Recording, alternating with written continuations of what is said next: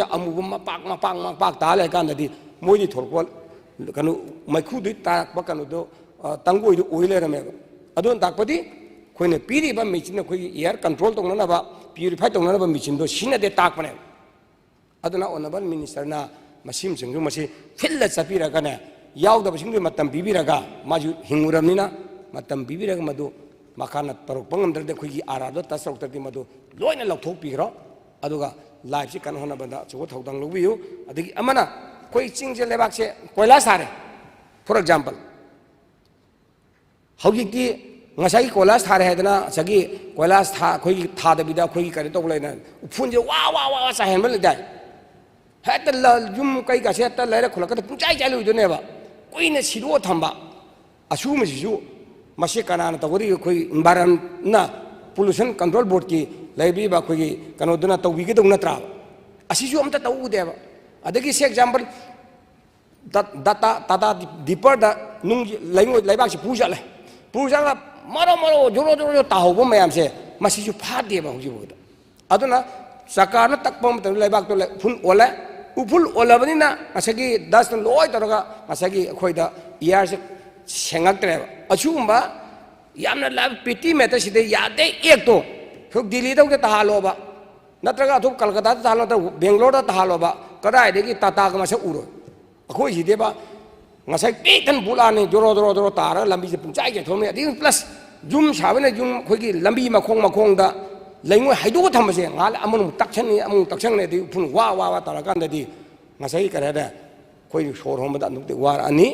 adana masi umase ngasai honorable minister kansana phadan miyeng janghem bi haraga khoi pollution je ase control tawno tawsi weather phana ba honasi maram di khogi manipur haiba se khwai dagi सोथरीबा इसागी source maximum लेतबा state अम ओइबनिना लायेंग अखुई अनाबगी थबकसि हनदननबा होनबियु हाइबजि हाइजर आई स्वाइद तिनजे पुनबो थैंक यू मथंग the honourable member Shri Suresh Kumar Okram तंबिगनी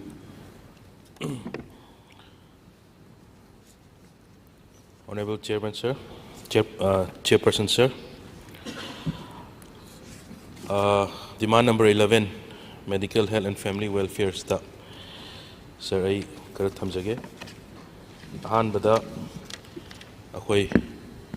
covid matam gi haina maru aina covid matam gi financial dues mamang gi assembly sing to sir aina thangka chagibni mamang da thamgi bada total pending amount is somewhere around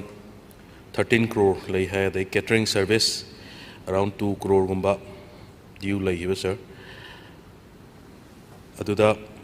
2022-23 da 5 crore si approved tawre aduga department na reason pirak pasi network problem lay hai na finance department gi masima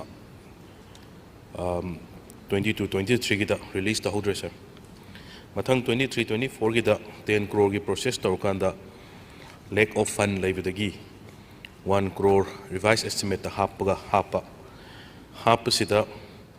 86,11,374 thadu sir sir masida aina thamjaning is it's almost 2-3 years which hi ani hum phare masida catering tawda masida different matam da covid nauna lakne da vaccinate tawdringai matam da thawai da kuba hapa ga ngaktani sir tawgribi mayam singse aduna humanity ki service ta haibatare aduna cc lairisi mayam ama pusanarga mayam ama ngak ki nangna ba mayam toramba su leramba yai masigi mathakta nangna ba mai gi dukan dagi credit gi loksal laga sinagi ba mayam si yaw hai masi honorable minister na aina aduga honorable leader of the house finance in charge ki supporting chingsin because finance gi release tor kadawni na haibatare masi karamba kanda release to bigani aduga kayamna watlibage sigumba mayam singsena ai thamjage sir aduga covid matam da sir khoi atopa matam dugi dakar leidna haibtare assistant field assistant haigadra oxygen plant leiba mayam sing dugi oxygen plant leiba dugi madugi senana ba madugi kano tauna ba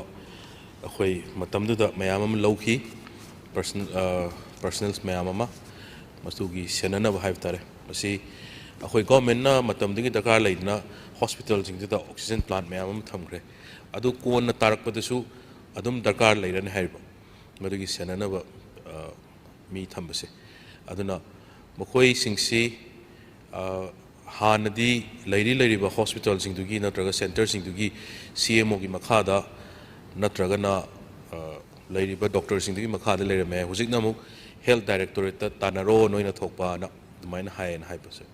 ꯃꯣꯏꯒꯤ ꯐꯦꯠꯁꯤ ꯀꯔꯤꯗ ꯂꯩꯒꯗꯧꯔꯤꯕꯅꯣ ꯆꯍꯤ 2 ꯁꯨꯔꯕ ꯆꯍꯤ 3 ꯁꯨꯔꯕ ꯃꯣꯏ salary ꯐꯪꯉꯛꯇꯕ ꯇꯣꯂꯣꯞ ꯐꯪꯉꯛꯇꯕ ꯃꯌꯥꯝ ꯑꯃꯁꯨ ꯌꯥꯎꯔꯦ ꯍꯥꯏ ꯁꯤꯒꯨꯝꯕ ꯍꯦꯜꯊ ꯋꯥꯔꯀꯔꯁꯤꯡ ꯍꯥꯏꯕ ꯇꯥꯔꯦ ꯃꯇꯝꯗꯨꯗ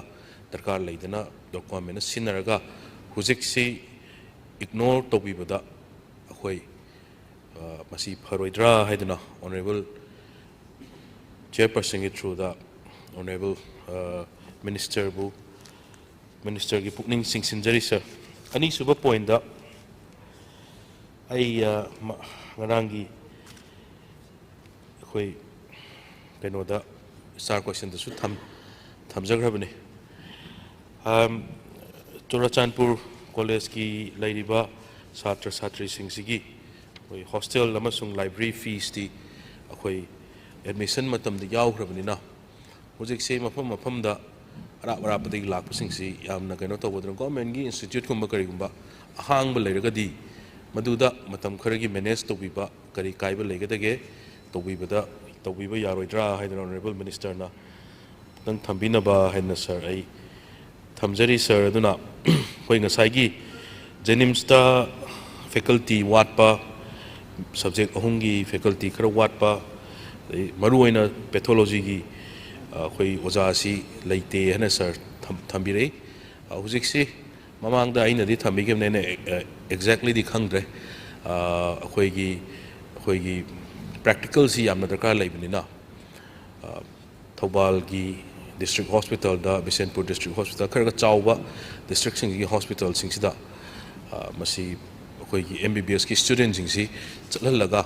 ꯑꯩꯈꯣꯏ ꯄ꯭ꯔꯦꯛꯇꯤꯀꯦꯜꯁꯤ ꯇꯧꯅꯕꯅ ꯍꯥꯏ ꯈꯔ ꯇꯧꯔꯦꯗꯤ ꯇꯥꯏ ꯃꯁꯤꯃ ꯀꯌꯥ ꯌꯥꯝꯅ ꯆꯠꯊꯕꯤꯔꯒꯦ ꯕꯤꯀꯣꯁ ꯖꯦꯅꯤꯝꯁꯇ ꯂꯣꯏꯅꯃꯛ ꯕꯦꯠꯁ ꯃꯌꯥꯝ ꯑꯃ ꯂꯩꯕꯅꯤꯅ ꯖꯦꯅꯤꯝꯁꯀꯤ ꯃꯁꯥꯒꯤꯁꯨ ꯂꯩꯖꯕꯅꯤꯅ ꯃꯗꯨꯗ ꯏꯟꯀꯟꯚꯤꯅꯤꯌꯦꯟ ꯑꯣꯏꯕ ꯃꯌꯥꯝ ꯑꯃꯁꯨ ꯌꯥꯎꯋꯦꯅ ꯁꯔ ꯇꯥꯖꯩ ꯁꯔ ꯑꯗꯨꯒ ꯑꯩꯈꯣꯏ ꯑꯍꯨꯝꯁꯨꯕ ꯄꯣꯏꯟꯗ ꯉꯔꯥꯡꯁꯨ ꯊꯝꯖꯈ꯭ꯔꯕꯅꯤ ꯁꯔ ꯑꯣꯅꯔꯦꯕꯜ ꯃꯤꯅꯤꯁꯇꯔꯅ ꯑꯩꯈꯣꯏ ꯗꯤꯃꯥꯟ ꯗꯤꯁꯀꯁꯟꯗ ꯊꯝꯕꯤꯔꯛꯀꯦ ꯍꯥꯏꯅ ꯔꯤꯝꯁꯀꯤ ꯇꯦꯁ ꯇꯧꯔꯝꯕ ORS to the poorꯗ ꯐ꯭ꯔꯤ ꯀ꯭ꯂꯤꯅꯤꯀꯦꯜ ꯇꯦꯁ ꯄꯤꯔꯝꯕꯁꯤ ꯂꯦꯞꯈ꯭ꯔꯦ ꯍꯥꯏꯅ ꯁꯔ ꯊꯝꯕꯤꯔꯤ ꯁꯤꯒꯤ ꯔꯤꯖꯟ ꯀꯔꯤꯅꯣ ꯑꯗꯣ ꯃꯁꯤ ꯌꯥꯔꯒꯗꯤ ꯒꯣꯔꯃꯦꯟꯁꯤꯅ ꯂꯩꯉꯥꯛꯁꯤꯅ ꯃꯁꯤ ꯆꯠꯊꯍꯟꯕꯤꯕꯗ ꯀꯔꯤ ꯀꯥꯏ ꯑꯗꯨꯒ ꯔꯤꯝꯁꯇ ꯇꯧꯕꯁꯦ ꯑꯗꯨꯒ ꯖꯦꯅꯤꯝꯁꯇ ꯇꯧꯕꯁꯤꯅ ꯃꯈꯣꯏꯒꯤ ꯔꯤꯑꯦꯖꯦꯟ ꯍꯥꯏꯔꯣ ꯑꯗꯩ ꯑꯇꯣꯞꯄ ꯃꯌꯥꯝꯁꯤ ꯏꯀ꯭ꯋꯤꯞꯃꯦꯟꯁꯤꯡꯗꯩ ꯀꯔꯤꯗꯒꯤ ꯌꯥꯝꯅ ꯋꯥꯠꯂꯦ ꯍꯥꯏꯕ ꯃꯁꯤ ꯑꯋꯥꯠꯄꯁꯤꯡꯁꯤ ꯏꯟ ꯀꯦꯁ ꯖꯦꯅꯤꯝꯁꯇ ꯂꯣꯏ ꯇꯧꯒꯦ ꯍꯥꯏꯔꯒꯗꯤ ꯉꯁꯤ ꯇꯦꯁ ꯇꯧꯔꯝꯕꯁꯤ ꯅꯣꯡꯃ ꯅꯤꯅꯤ ꯉꯥꯏꯅꯩ ꯍꯥꯏꯕ ꯑꯗꯨ ꯏꯟ ꯀꯦꯁ ꯖꯦꯅꯤꯝꯁꯇ ꯁ꯭ꯇꯦꯠ ꯑꯣꯟ ꯀꯣꯂꯦꯖꯁꯤꯗ ꯃꯁꯤꯗ ꯂꯣꯏꯅꯃꯛ ꯇꯧꯒꯦ ꯍꯥꯏꯔꯒꯁꯨ ꯑꯋꯥꯠꯄꯁꯤꯡꯁꯤ ꯃꯦꯟꯁꯤꯟꯕꯤꯕꯒꯤ ꯄ꯭ꯂꯥꯟ ꯂꯩꯕ꯭ꯔꯥ ꯃꯁꯤꯗ ꯒꯣꯔꯃꯦꯟꯒꯤ ꯀꯔꯤ ꯂꯩꯕꯤꯕꯒꯦ ꯍꯥꯏꯕꯗꯨ ꯑꯃꯨꯛꯇꯪ ꯊꯝꯖꯒꯦ ꯁꯔ ꯑꯗꯨꯒ ꯑꯩꯈꯣꯏꯒꯤ ꯃꯔꯨꯑꯣꯏꯅ ꯑꯣꯅꯔꯦꯕꯜ CMꯒꯤ CMHT ꯀꯥꯔꯗꯁꯤ ꯁꯔ ꯑꯔꯥꯎꯟ 1 to 3 lakhsꯀꯨꯝꯕ 3.5 lakhsꯀꯨꯝꯕ ꯃꯁꯤꯗ ꯔꯤꯑꯦꯝꯕꯔꯁ ꯇꯧꯕ ꯌꯥꯕꯒꯤ ꯄꯣꯂꯤꯁꯤꯅꯤ ꯁꯔ ꯃꯁꯤꯗ ꯃꯔꯨꯑꯣꯏꯅ ꯀꯝꯄ꯭ꯂꯦꯟ ꯂꯥꯛꯄꯁꯤ ꯑꯩꯈꯣꯏ ꯂꯥꯏꯐ ꯁꯦꯚꯤꯡ ꯗ꯭ꯔꯒꯁꯤꯡꯗ ꯍꯥꯟꯅꯗꯤ ꯈꯔ ꯌꯥꯔꯝꯃꯦ ꯍꯥꯏ ꯁꯔ ꯂꯥꯏꯐ ꯁꯦꯚꯤꯡ ꯗ꯭ꯔꯒꯁꯤꯡꯗ ꯃꯁꯤ ꯌꯥꯝꯅ ꯂꯧꯕ ꯐꯪꯗꯦ ꯃꯁꯤꯗ ꯑꯗꯨꯒ ꯑꯣꯄꯔꯦꯁꯟ ꯇꯧꯕ ꯃꯇꯝꯗ ꯇꯧꯕ ꯃꯇꯝꯗ 3 lakhs ꯑꯣꯏꯔꯣ 4 lakhs ꯑꯣꯏꯔꯣ ꯃꯁꯤ ꯄꯨꯂꯞ ꯑꯩꯈꯣꯏ ꯇꯧꯕꯒꯤ ꯆꯥꯟꯁꯁꯦ ꯐꯪꯗꯕ ꯌꯥꯝꯃꯕꯗ 40 to 50 60 70 lakh thousandꯒꯨꯝꯕꯒꯤ ꯆꯥꯡꯗ ꯁꯤꯗꯒꯤ ꯍꯦꯟꯅ ꯐꯪꯗꯦꯅ ꯍꯥꯏ ꯃꯁꯤ ꯈꯔ ꯍꯦꯟꯅ ꯂꯥꯏꯐ ꯁꯦꯚꯤꯡ ꯗ꯭ꯔꯒꯁꯤꯡꯗ ꯑꯊꯨ ꯑꯍꯥꯟ ꯂꯥꯛꯄ ꯃꯇꯝꯗ ꯏꯃꯔꯖꯦꯟꯁꯤꯗ ꯃꯁꯤꯗ ꯈꯔ ꯍꯦꯟꯅ ꯄꯦꯁꯦꯟ ꯐ꯭ꯔꯦꯟꯂꯤ ꯑꯣꯏꯍꯟꯅꯕ ꯍꯥꯏꯕ ꯇꯥꯔꯦ ꯃꯁꯤ ꯀꯔꯤ ꯒꯣꯔꯃꯦꯟꯒꯤ ꯁ꯭ꯇꯦꯞ ꯄꯥꯏꯈꯠꯄꯤꯕ ꯌꯥꯕꯒꯦ ꯍꯥꯏꯕꯗꯨ ꯑꯃꯇꯪ ꯑꯩꯈꯣꯏ ꯍꯦꯜꯊ ꯗꯤꯄꯥꯔꯠꯃꯦꯟꯒꯤ ꯁꯤꯗ ꯊꯝꯖꯕꯅꯦ ꯑꯗꯨꯒ ꯁꯔ ꯑꯩꯅ ꯉꯁꯤ ꯈꯛꯇꯪ ꯐꯪꯖꯕ ꯄꯥꯎꯗ ꯑꯩꯈꯣꯏ ꯗꯤꯐꯔꯦꯟ ꯚꯦꯛꯁꯤꯅꯦꯁꯟ ꯇꯧꯕꯁꯤ ꯑꯩꯈꯣꯏꯒꯤ ꯒꯣꯔꯃꯦꯟꯒꯤ ꯏꯟꯁꯇꯤꯇ꯭ꯌꯨꯠꯁꯤꯡꯗ ꯒꯣꯔꯃꯦꯟꯒꯤ ꯃꯦꯗꯤꯀꯦꯜꯒꯤ ꯍꯥꯏꯕ ꯇꯥꯔꯦ ꯍꯦꯜꯊꯀꯤ ꯏꯟꯁꯇꯤꯇ꯭ꯌꯨꯠꯁꯤꯡꯗ ꯍꯦꯜꯊꯀꯤ ꯂꯩꯔꯤꯕ ꯑꯣꯐꯤꯁꯁꯤꯡꯗ ꯑꯩꯈꯣꯏ ꯚꯦꯛꯁꯤꯅꯦꯁꯟ ꯇꯧꯕꯁꯤ ꯔꯣꯇꯥ 3 ꯔꯣꯇꯥ ꯚꯥꯏꯔꯁꯀꯤ ꯃꯥꯜꯂꯦ ꯁꯔ ꯔꯣꯇꯥ 3ꯒꯤ ꯚꯦꯛꯁꯤꯅꯦꯁꯟꯁꯤ ꯁꯔ ꯒꯣꯔꯃꯦꯟ ꯔꯟ ꯏꯟꯁꯇꯤꯇ꯭ꯌꯨꯠꯁꯤꯡꯗ सर मसी हंतक की था सिदा था में है ना सर मसी की वैक्सीनेशन जी यौरक्ट्री है ना वैक्सीन जी यौरक्ट्री है ना मसी है ना कापी द्रे है वो मोई की सिदी मतम नाई ना कापनी ना मसी लाइट्री सी करीगिनो है मतम दा प्राइवेट ता कापंगंबा ममा मपा सिंह ना कापरे कापंगम दबा ममा मपा सिंह दी अखोई गवर्नमेंट सप्लाई तौबीबसी करीगिनो मसी लेट्रिसे हाइदना यामना नुंगाइतबा अमा फावर करीगिनो मतम आइदि ऑनरेबल मिनिस्टर नजु हेना खंगबिगुने इसामक डॉक्टर ओबिबनिना मसी मतम चाना काफोद्रगदी प्राइवेट अफोर्ड तौबु ngamdabsingsi फेट से क्राइद लेगदरिनो आंगांगसिंगसिगी सिदि आंगांगिनिना मसी यामना थुना यंगसलहनिंगी हाइदना सर थमजगे सर आई सिदा हेल्थ की डिमांड सी आई सिदा टेंशन जरगे सर अदुगा अनि सुबदा लेबर एंड एम्प्लॉयमेंट सर सिदा आइना थांगचग्रिसी कंस्ट्रक्शन वर्कर्स सिंगदा पीबा सर बेनिफिट हाइबे तारे लेबर सेक्स तगी लाकवा सिना कंस्ट्रक्शन वर्कर्स सिंगदा मखोइगी बेनिफिशियरी सिंगसिदा कंस्ट्रक्शन वर्कर्स सिंगसिगी बेनिफिशियरी सिंगसिदा 80% सी अखोई रेवेन्यू बेनिफिट ओइना एजुकेशनल बेनिफिट आंगांग कंस्ट्रक्शन वर्कर्स सिंगसिगी आंगांग लारिक तंबदा मखोइदा कनो पीबा मतम मतमगी सेंथंग पीबीबा अना एक लाख मतमदा पीबीबा अदुगा स्किल ट्रेनिंग दना 15% पीबा हाइदना तो अतोपा मखोइगी छात्र मखोइगी अखोइगी कंस्ट्रक्शन वर्कर्स की फैमिली दा हाइरो नत्रगा मखोइगी स्किल ट्रेनिंग दा हाइतर यूथ सिंगी स्किल ट्रेनिंग पीबदा पीबा हाइदना दो 5% अमुकना डिपार्टमेंट दा पीबा हाइदना सर अदुमाइना लेन हाइ अदु 2018 19 19 20 2021 financial year sida almost 1.5 lakh card holders si cancel tawhin hai sir masigi maram sina kari gi obi bano adudagi 2017 dagi akhoi gi hairiba educational benefit satra sing larik tambagi akhoi gi construction workers sing gi macha machu sing larik tambagi educational benefit si sir pirak trin hai masigi maram sina karina yamne yam gre masida अदो अखोइगी health benefit Sissu मतम साना पीदे gap यामने यामने लेरगा पीन HYBE sir अदुना सिगी मथक्ता मोय construction workers सिंग सिसु थबक सुबा याम मफम मफम कुनिंगी चटपनिना renewal फी सि सही मदा अमुरक तोहनबा अदगी renewal फी तौदेना हेक्ता फट लाउन कथत पीबा मयाम अम लाकपनिना pull-up pull-up सही अनि अहुम मिनिमम सही अहुम गुंबगी रिन्यूअल फी से अमुक्तंग दा तोहन बीबदा करी काय हाइदना ऑनरेबल मिनिस्टर ना मसीगी क्लैरिफिकेशन सिमतंग थंबिनाबा हाइदना खोइगी demand number 13 labour and employment गिस्ता सर सीमा आई थमजगे सर अदुगा सर अहुम सुबा सिदा sir demand number 18 animal husbandry and veterinary including dairy farming haina sir sil leibsida ahan bada aina thamjagibsi failure to implement Manipur pony conservation and development policy haina sir ai thamjagibani maru aina august house sida pony conservation Manipur gi mayam hena khangbirabani polo modern polo krai dei haurakibno kamaina tawkibno Manipur gi pony se leiram dragadi modern polo si world se leiram roi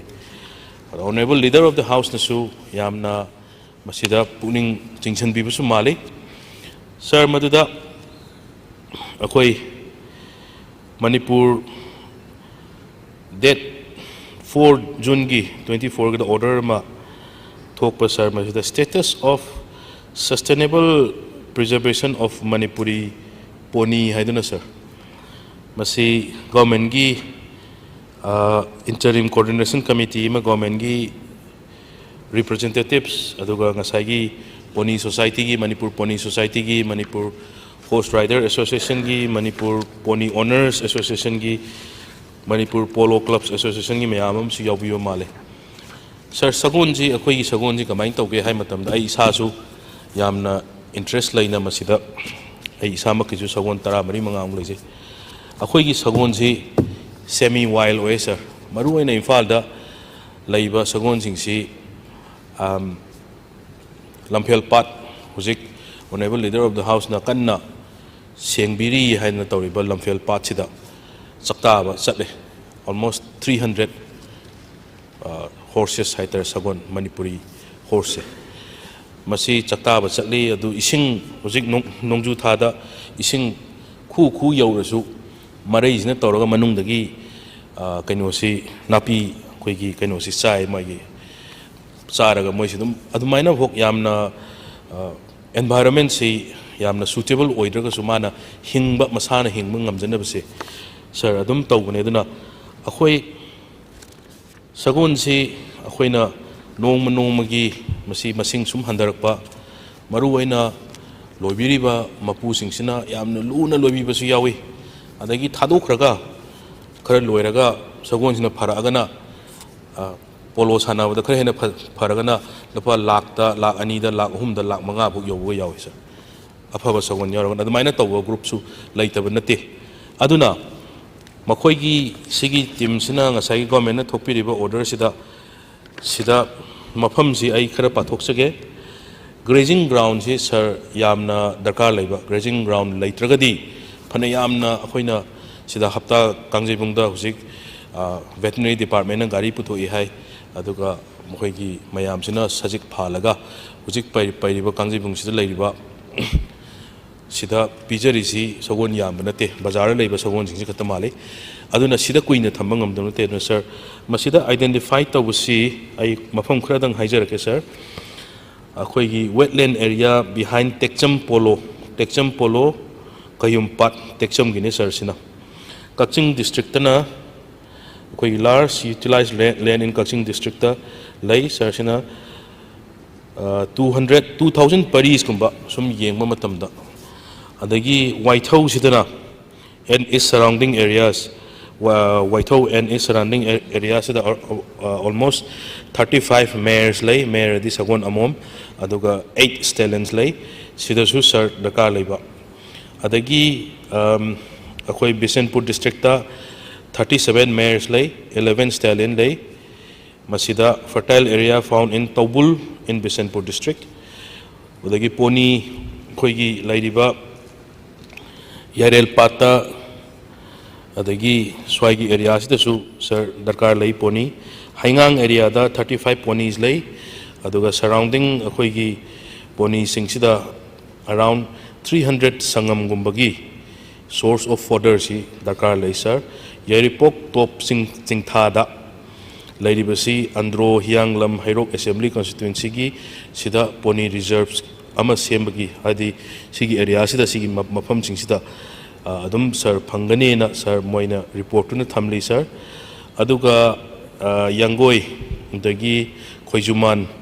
Khawabagai particularly Natek Khong sida 20 paris kumba sir lay hai dagi huzik na airport sariba manung sisu dum grazing ground khara dum oinari na hai sir adumaina sir district mafam ji yamna yamgre matam sangna lawdabi dai thamjarage aduna aina sida club tawning aisina Manipur gi mafam area sing sida city valley area main oina valley area periphery sing da ngatani hicing da su sir identify tawraga sagon na cha khraga sagon gi amang ba taramba mafam se sida amuk hanna hogolak napi ji sagon na cha deba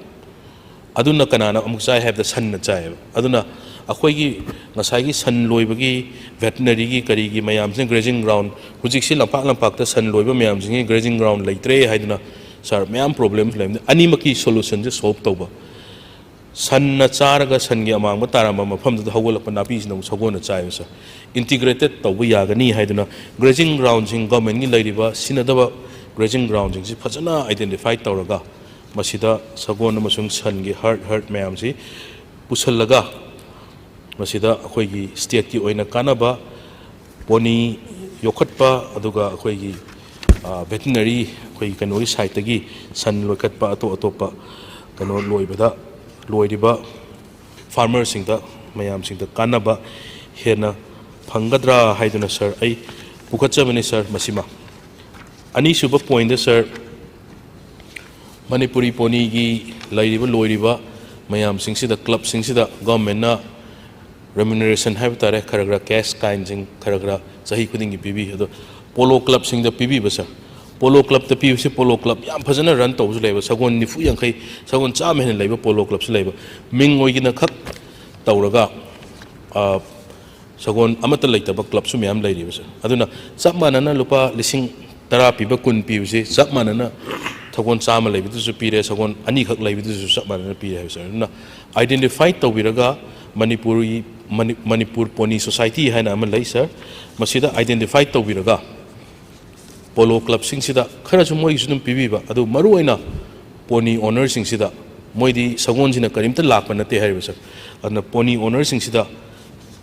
masigi incentive se pibi badi kari kai hai na sir Manipur Pony Society hai na leiba society siga Manipur government gi department ga yaroga toroga phajana identify tawthokpiraga adugi matungda register tawraba matungda moina karigumba sagon si lambi da thadoraba natraga incentive pina lambi da thadoraba adu aragadi owner du da sagon mapu du da akoi strict nang si tawragadi nang sigi fine logani khangde kari ni khangde punishment amadum masida thamba yana hebsa aduna sorok ta tholaiba lambi da tholaiba mayam sagon mayam singsisu regulate tawda yamna henna kana ba laigadra haidana sir ai masigi point si thangkat chabani sir aduga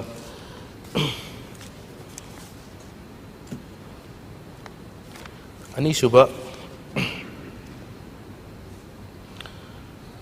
suba point sir akhoi Manipur gi lairiba state animal state bird si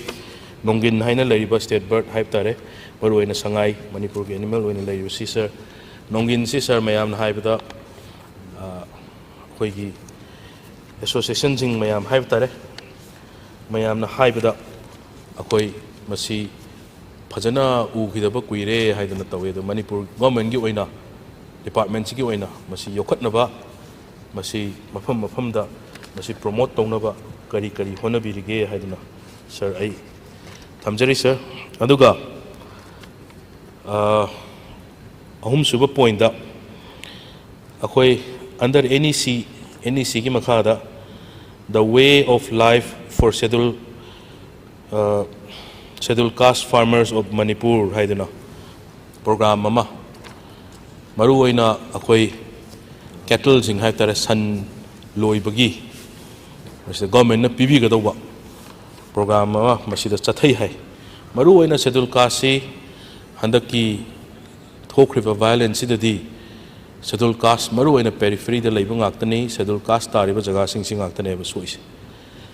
ana masi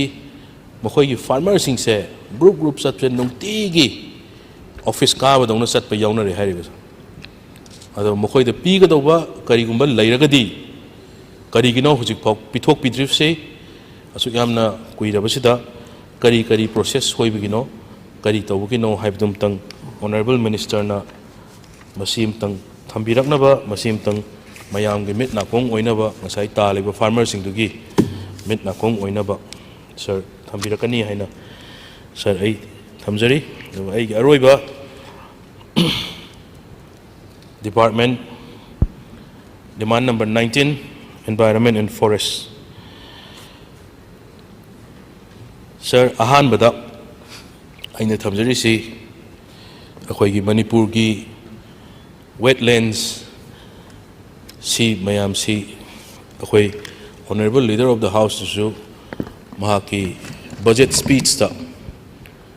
yamna maru oiba, part amani Manipur gi haiduna sir si thambigre wetlands ina sir ꯌꯥꯝꯅ ꯃꯔꯨꯑꯣꯏꯕ important role ꯑꯃ ꯑꯩꯈꯣꯏ ꯀ꯭ꯂꯥꯏꯃꯦꯠꯀꯤ ꯀꯟꯗꯤꯁꯟꯗ ꯈ꯭ꯋꯥꯏꯗꯒꯤ largest carbon sink ꯍꯥꯏꯕ ꯇꯥꯔꯦ carbon gas ꯆꯤꯡꯁꯤꯜꯂꯤꯕꯁꯤ ꯋꯦꯠꯂꯦꯟꯁꯤꯡꯁꯤꯅ ꯌꯥꯝꯅ ꯑꯆꯧꯕ important role ꯑꯃ ꯀ꯭ꯂꯥꯏꯃꯦꯠ ꯀꯟꯇ꯭ꯔꯣꯜ ꯇꯧꯕꯗ ꯑꯗꯨꯒ ꯃꯔꯨꯑꯣꯏꯅ ꯃꯅꯤꯄꯨꯔꯒꯤꯗꯤ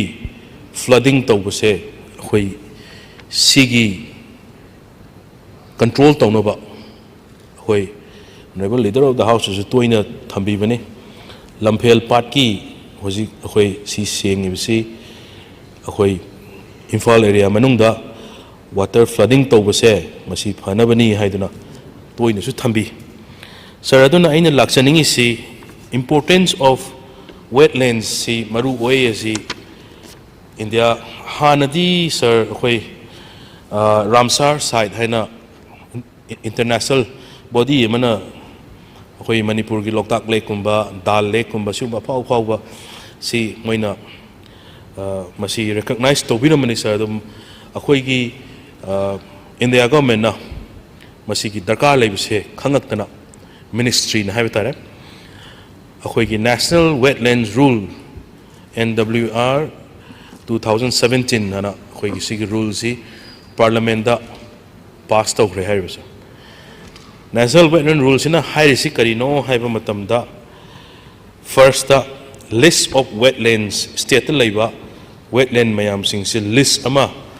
ꯐꯣꯡꯗꯣꯛꯄꯤꯌꯨ ꯂꯤꯁ ꯑꯃ ꯁꯦꯝꯃꯨ ꯍꯥꯏꯕ ꯑꯅꯤꯁꯨꯕꯗ prepare a brief document on each wetlands ahumsubada wetlands singsi notify tawbiyu aduga once wetlands is notified tawragadi they will be legally protected and managed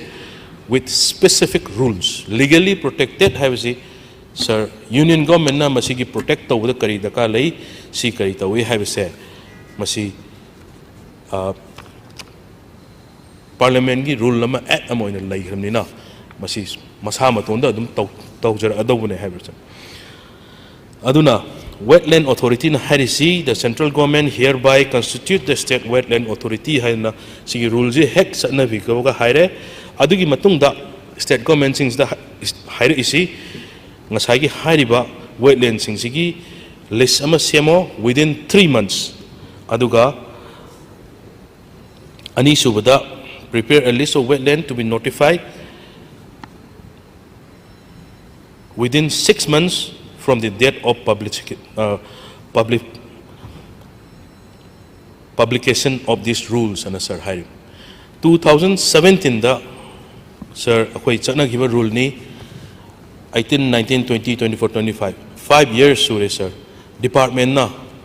government na di leaders sing na di ministers sing na di si loina mak khang mana te sir masi department gi site gi manipur government gi department gi site gi masi losan ba namjan ba laibirabra 5 years sang is kari gi no haiba akhoi gi lake akhoi gi wetlands sing se identify to hogadau na haiba sir india ki atopa state sing gi maximum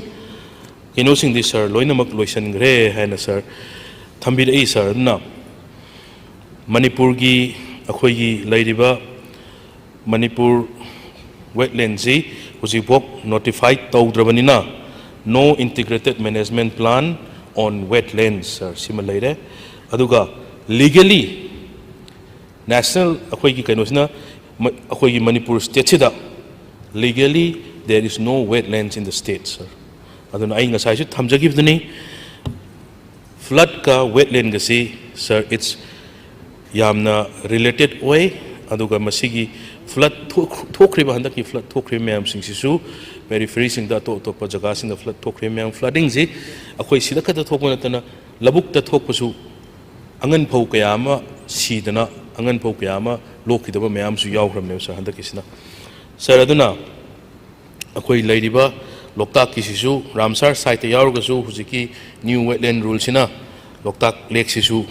notify tawgadawni si mafam da yahun gadawni haibagi sir ama lay aduna aina tamjaningi si masigi process se khara thuna tahonjiningi karamba kanda with specific time frame amada masi lotion janingi karamba kanda masi fulfill oigadage haibdum tang masi treasury bench ki side gi khoi gi honorable minister na thambina ba haidana sir thamjari coming back to Lamphel Path. Lamphel Path si it's the last remain of wetlands in Imphal ana sir aina thamjaningi sir maduda akhoi gi khoi mayam gi yamna laibak phabani Lamphel Path si akhoi masida Imphal manungi maru ena Imphal manungi water drainage ising chawra kan masi sumdhana ba semi sir maduda Lamphel water body haiba sir sida mention taromba khoi gi project summaries da khoi gi DPR kaino to sida project name sida Lamphel water body rejuvenation project haina sir adonga sai Gazette of India sigi phong iba rule sigi makha da di khoi wetlands ga to ohelo na haiba sir ado water body haina sir lai hitar ga di kon lakadawa hoi hujiki budi project low gre water body haina the kon lakadawa wetlands ki sida yahogdraga di government dagi union government dagi kon lakadawa khoi kanaba mayam sing si water body dum sat khitar ga di adum lai hidra natraga na masi water body oina dum lai raga su kona khoi gi sigi notify torisida wetlands na dumaina dum olak pa yagadra haibdum tang honorable minister na masim tang thambina ba haiduna sir ai thangachari sir ani suba point da sir ai August house sida toina su pukhatchabane sir akhoi Thawal river si more than 3 lakh people Androgi Hairoki Wangkemgi Thawalgi Wabagai assembly constituency gi water scarcity lakhu matam da sidagi loina mak chanaraga lakhu ngatane sir ningtham dada ahal laman habibada akhoi water supply system ji phajana laitringai da sidagi loi shoga sidagi loi singkhalaga chanabu ngatane na hai sir aduna hujiki lairiba fibam sida sigi 3 lakh people ji akhoi sidagi ising chanari ji water supply scheme ding ji maximum sidagi ne chanari ji commercial amasung yumgi household chanari ba ising jing ji drinking water jing ji sidagi ne sir provide to ji sir aduna mayamna kanna kano tawba matamda sida finding sam khang phange ba sir akhoi gi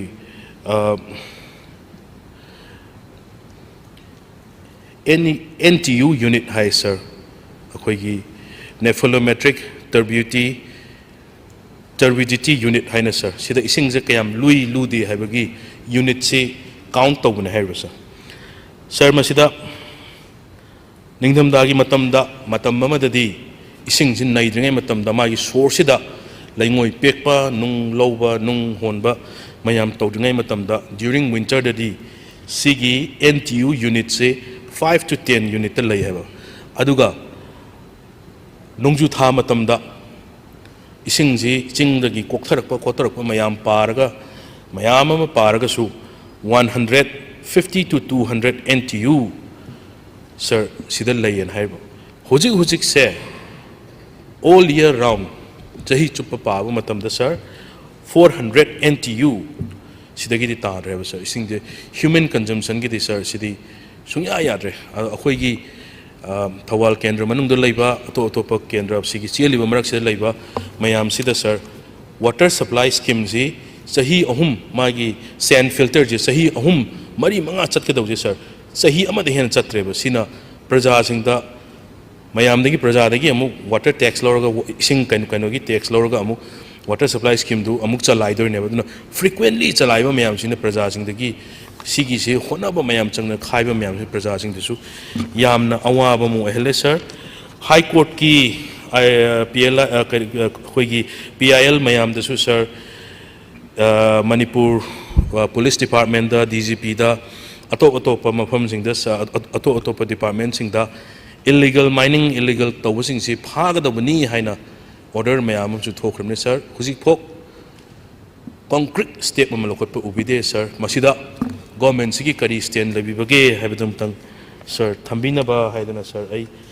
thamjari sir aduga ahum suba aduga mari suba ahum suba point ji sir ai sumna dangi sir ai thamjaning bisi akhoi gi forest production haib tare maroina mapandangi changakpa Myanmar rom dai lakpa atop mafam dai lakpa timber sing se sir akhoi nganna nungdang thengna government gi forest official jing ji avoid tauna ba police avoid तौनब लोक सिंगसे sir चाउरजानिको sir मसी यामना early in the morning पुंग अहुम मखाई नुंगदांग मी याम कन्ना तुमनब मतम से पुलिस की करेदे करेदे तुमनब मतम सिदा load hundreds and hundreds of load से सर सिगी थवाल पांग माइगे सिंदगी सिगी कइनोरमदगी हाइगल इम्फाल लोमसिदा तोइना हाइगल लेबे सर मसी गवर्नमेंट की मसीदा कया यामना फागत खिबन लेरबगे मसीगी रुचिदा मसी याम फजना चेक तोहनिंगी मरुइना खरा मन हाइबना फॉरेस्ट डिपार्टमेंट का मानरगा आई सिदी आई फॉरेस्ट डिपार्टमेंट आइना नमझनजब नचदे मिनिस्टर दा आई कनो तौजब नचदे मानरगा मसी फारगा मसी लीगलाइज ओइथोकनबा होंगना कनामता खंगद्रिङैदा होंगना मयामना हाइबनिको sir subject to confirmation honourable minister ने थम्बिरकने होंगना योंथोगा होंगना अखोइगी मयामसिदा पिथोकप यानबा मसी ऑक्शन होंगना तौरगा मसी लीगलाइज तौनबा होक तौई हाइबगी मसीगी एलिगेशन लई सर मसी ऑनरेबल मिनिस्टर ना गवर्नमेंट सिना होम डिपार्टमेंट ना याम मुन्ना यंगसलहनिंगी हाइदना सर आई मसी में थमजरी सर अदगी सर याम इंटरेस्टिंग पॉइंट अमना सर अखोई मेमोरेंडम अखोई मफम ऑनरेबल एमएलए सिंगदसु लोइमक लाइब्रेरी ऑफ साउथ सिगी मयामदसु लोइना पी है अखोई एनवायरमेंटल एक्टिविस्ट अमा इनाव अमा लामी महाकी सजेशन आइनसु पुथोकसगेना खंजबने सर अखोई हुजिक लरिबा सिचुएशन ने क्लाइमेट चेंज लाए हुजिक फ्लश लथोइबा तो अतोप मफमद चिंगद करीदा मयाम अमा तौरिबा मयाम सिंगसिदा अखोई खरा हेना पब्लिक पार्टिसिपेशन हाइगद्रा अदई पीपल्स पार्टिसिपेशन हाइगद्रा एनवायरमेंट कन्नब उ थाबसिदा अमुके हेना माई चंगसनबा मरुवैना अखोई ट्री प्लांटेशन सर्टिफिकेट हाइदना अमतंग गवर्नमेंट सिगी रूल अमा हाइगद्रा गवर्नमेंट सिगी पॉलिसी अमा ओइना हाइगद्रा अखोई गवर्नमेंट जॉब एप्लीकेंट सिंगसी सुमाइना उ थाबगी उ अमा थाबगी फॉरेस्ट डिपार्टमेंट ना जेन्युइनली थाबगी हैव तारे अखोई कइनो दो पंपी द पीबगी कइनो नतब जेन्युइनली थाबगी मसी सर्टिफिकेट अमा पीबीबा स्कूल मिंग चनबा मतमदा अखोई स्टूडेंट सिंगदा मसी म तौरगदी प्लान सिमा सर्टिफिकेट सिम पाइरगदी मिंग चनबा मतमदा मसीगी ग्रेड अमा हापीबा नत्रगना अखोई अंगांग पोकपा मतमदा अंगांग दुगी मिंगदा मसीगी ट्री प्लांटेशन सर्टिफिकेट से सिम उ थाग्रे हाइबगी फॉरेस्ट डिपार्टमेंट ना इमुंग फैमिली सिंगसिना अमम अनिनी मतम के सुम थाबिरप तारगदी ए फॉरेस्टेशन दा यामना कानगद्रा हाइदना मसी पब्लिक की सजेशन अहाकसु एंडोर्स तौजै अद मसीदा गवर्नमेंट की करी पॉलिसी प्रोग्राम लेबिबगे हाइबदुमतंग सर थमजरी सर अदुगा अरोइबदा खोई मरुइना कंपा अदुगा ग्रीन इंडिया मिशन सिगी मखादा अखोइगी compensatory afforestation fund management and planning authority है सर अखोई मरुइना अखोइगी हुजिक लैरिबा क्लाइमेट कंडीशन सिदा एफोरेस्ट तौनबा एफोरेस्टेशन की उवा थानबा मसिदा गवर्नमेंट की इनिशिएटिव चाउना मा लौरकपनी है सर आई थाजजै सर अदु सर आइना मसिदा उजबसिदा अखोइगी कंपागी थादरिबा अखोइगी अमाउंट सिंगसी अखोई यामना फजना इफिशिएंटली सिन्नबसि कया उदब सर अदु मसी गवर्नमेंट की साइट की मसिमतंग मयाम की मिट माई ओइनबा ऑनरेबल मेंबर सिंगसिगी मिट माई ओइनबा मणिपुर प्रजा की मिट माई ओइनबा मफम मफम कराई कराई दा थादखरगे अदु सिदा यावरिसी अखोई अखोइगी सिगी कंपल्सरी एफोरेस्टेशन फंड सिदगी shall be done in such manner that at least 80% is used for afforestation, the forest development wildlife up to maximum up to 20% gana sir yauri adagi sir adagi monitoring and evaluation of work adagi third party monitoring sigumba mayam singsi kaya yamna khoi government na keno tobiki bake haina sir ai thamjari sir aduna aina sum yengjaba matamda financial target se total target se somewhere around 2022-23 ki se financial target se 22 crore khatang oiba sir अदम मसी ꯑꯩꯈꯣꯏ ꯈꯔ ꯍꯦꯟꯅ ꯍꯦꯟꯒꯠꯄ ꯍꯧꯖꯤꯛꯀꯤ ꯂꯩꯔꯤꯕ ꯐꯤꯕꯝꯁꯤꯗ ꯈꯔ ꯍꯦꯟꯅ ꯍꯦꯟꯒꯠꯍꯟꯕꯒꯤ ꯀꯔꯤ ꯀꯔꯤ ꯄ꯭ꯔꯣꯁꯦꯁ ꯂꯩꯕꯒꯦ ꯍꯥꯏꯕꯗꯨꯃꯇꯪ ꯑꯣꯅꯔꯦꯕꯜ ꯃꯤꯅꯤꯁꯇꯔꯅ ꯊꯝꯕꯤꯅꯕ ꯑꯩ ꯊꯝꯖꯔꯤ ꯁꯔ ꯑꯗꯨꯒ ꯑꯩꯈꯣꯏꯒꯤ national action plan on climate change green India mission ꯁꯤꯗꯁꯨ ꯁꯔ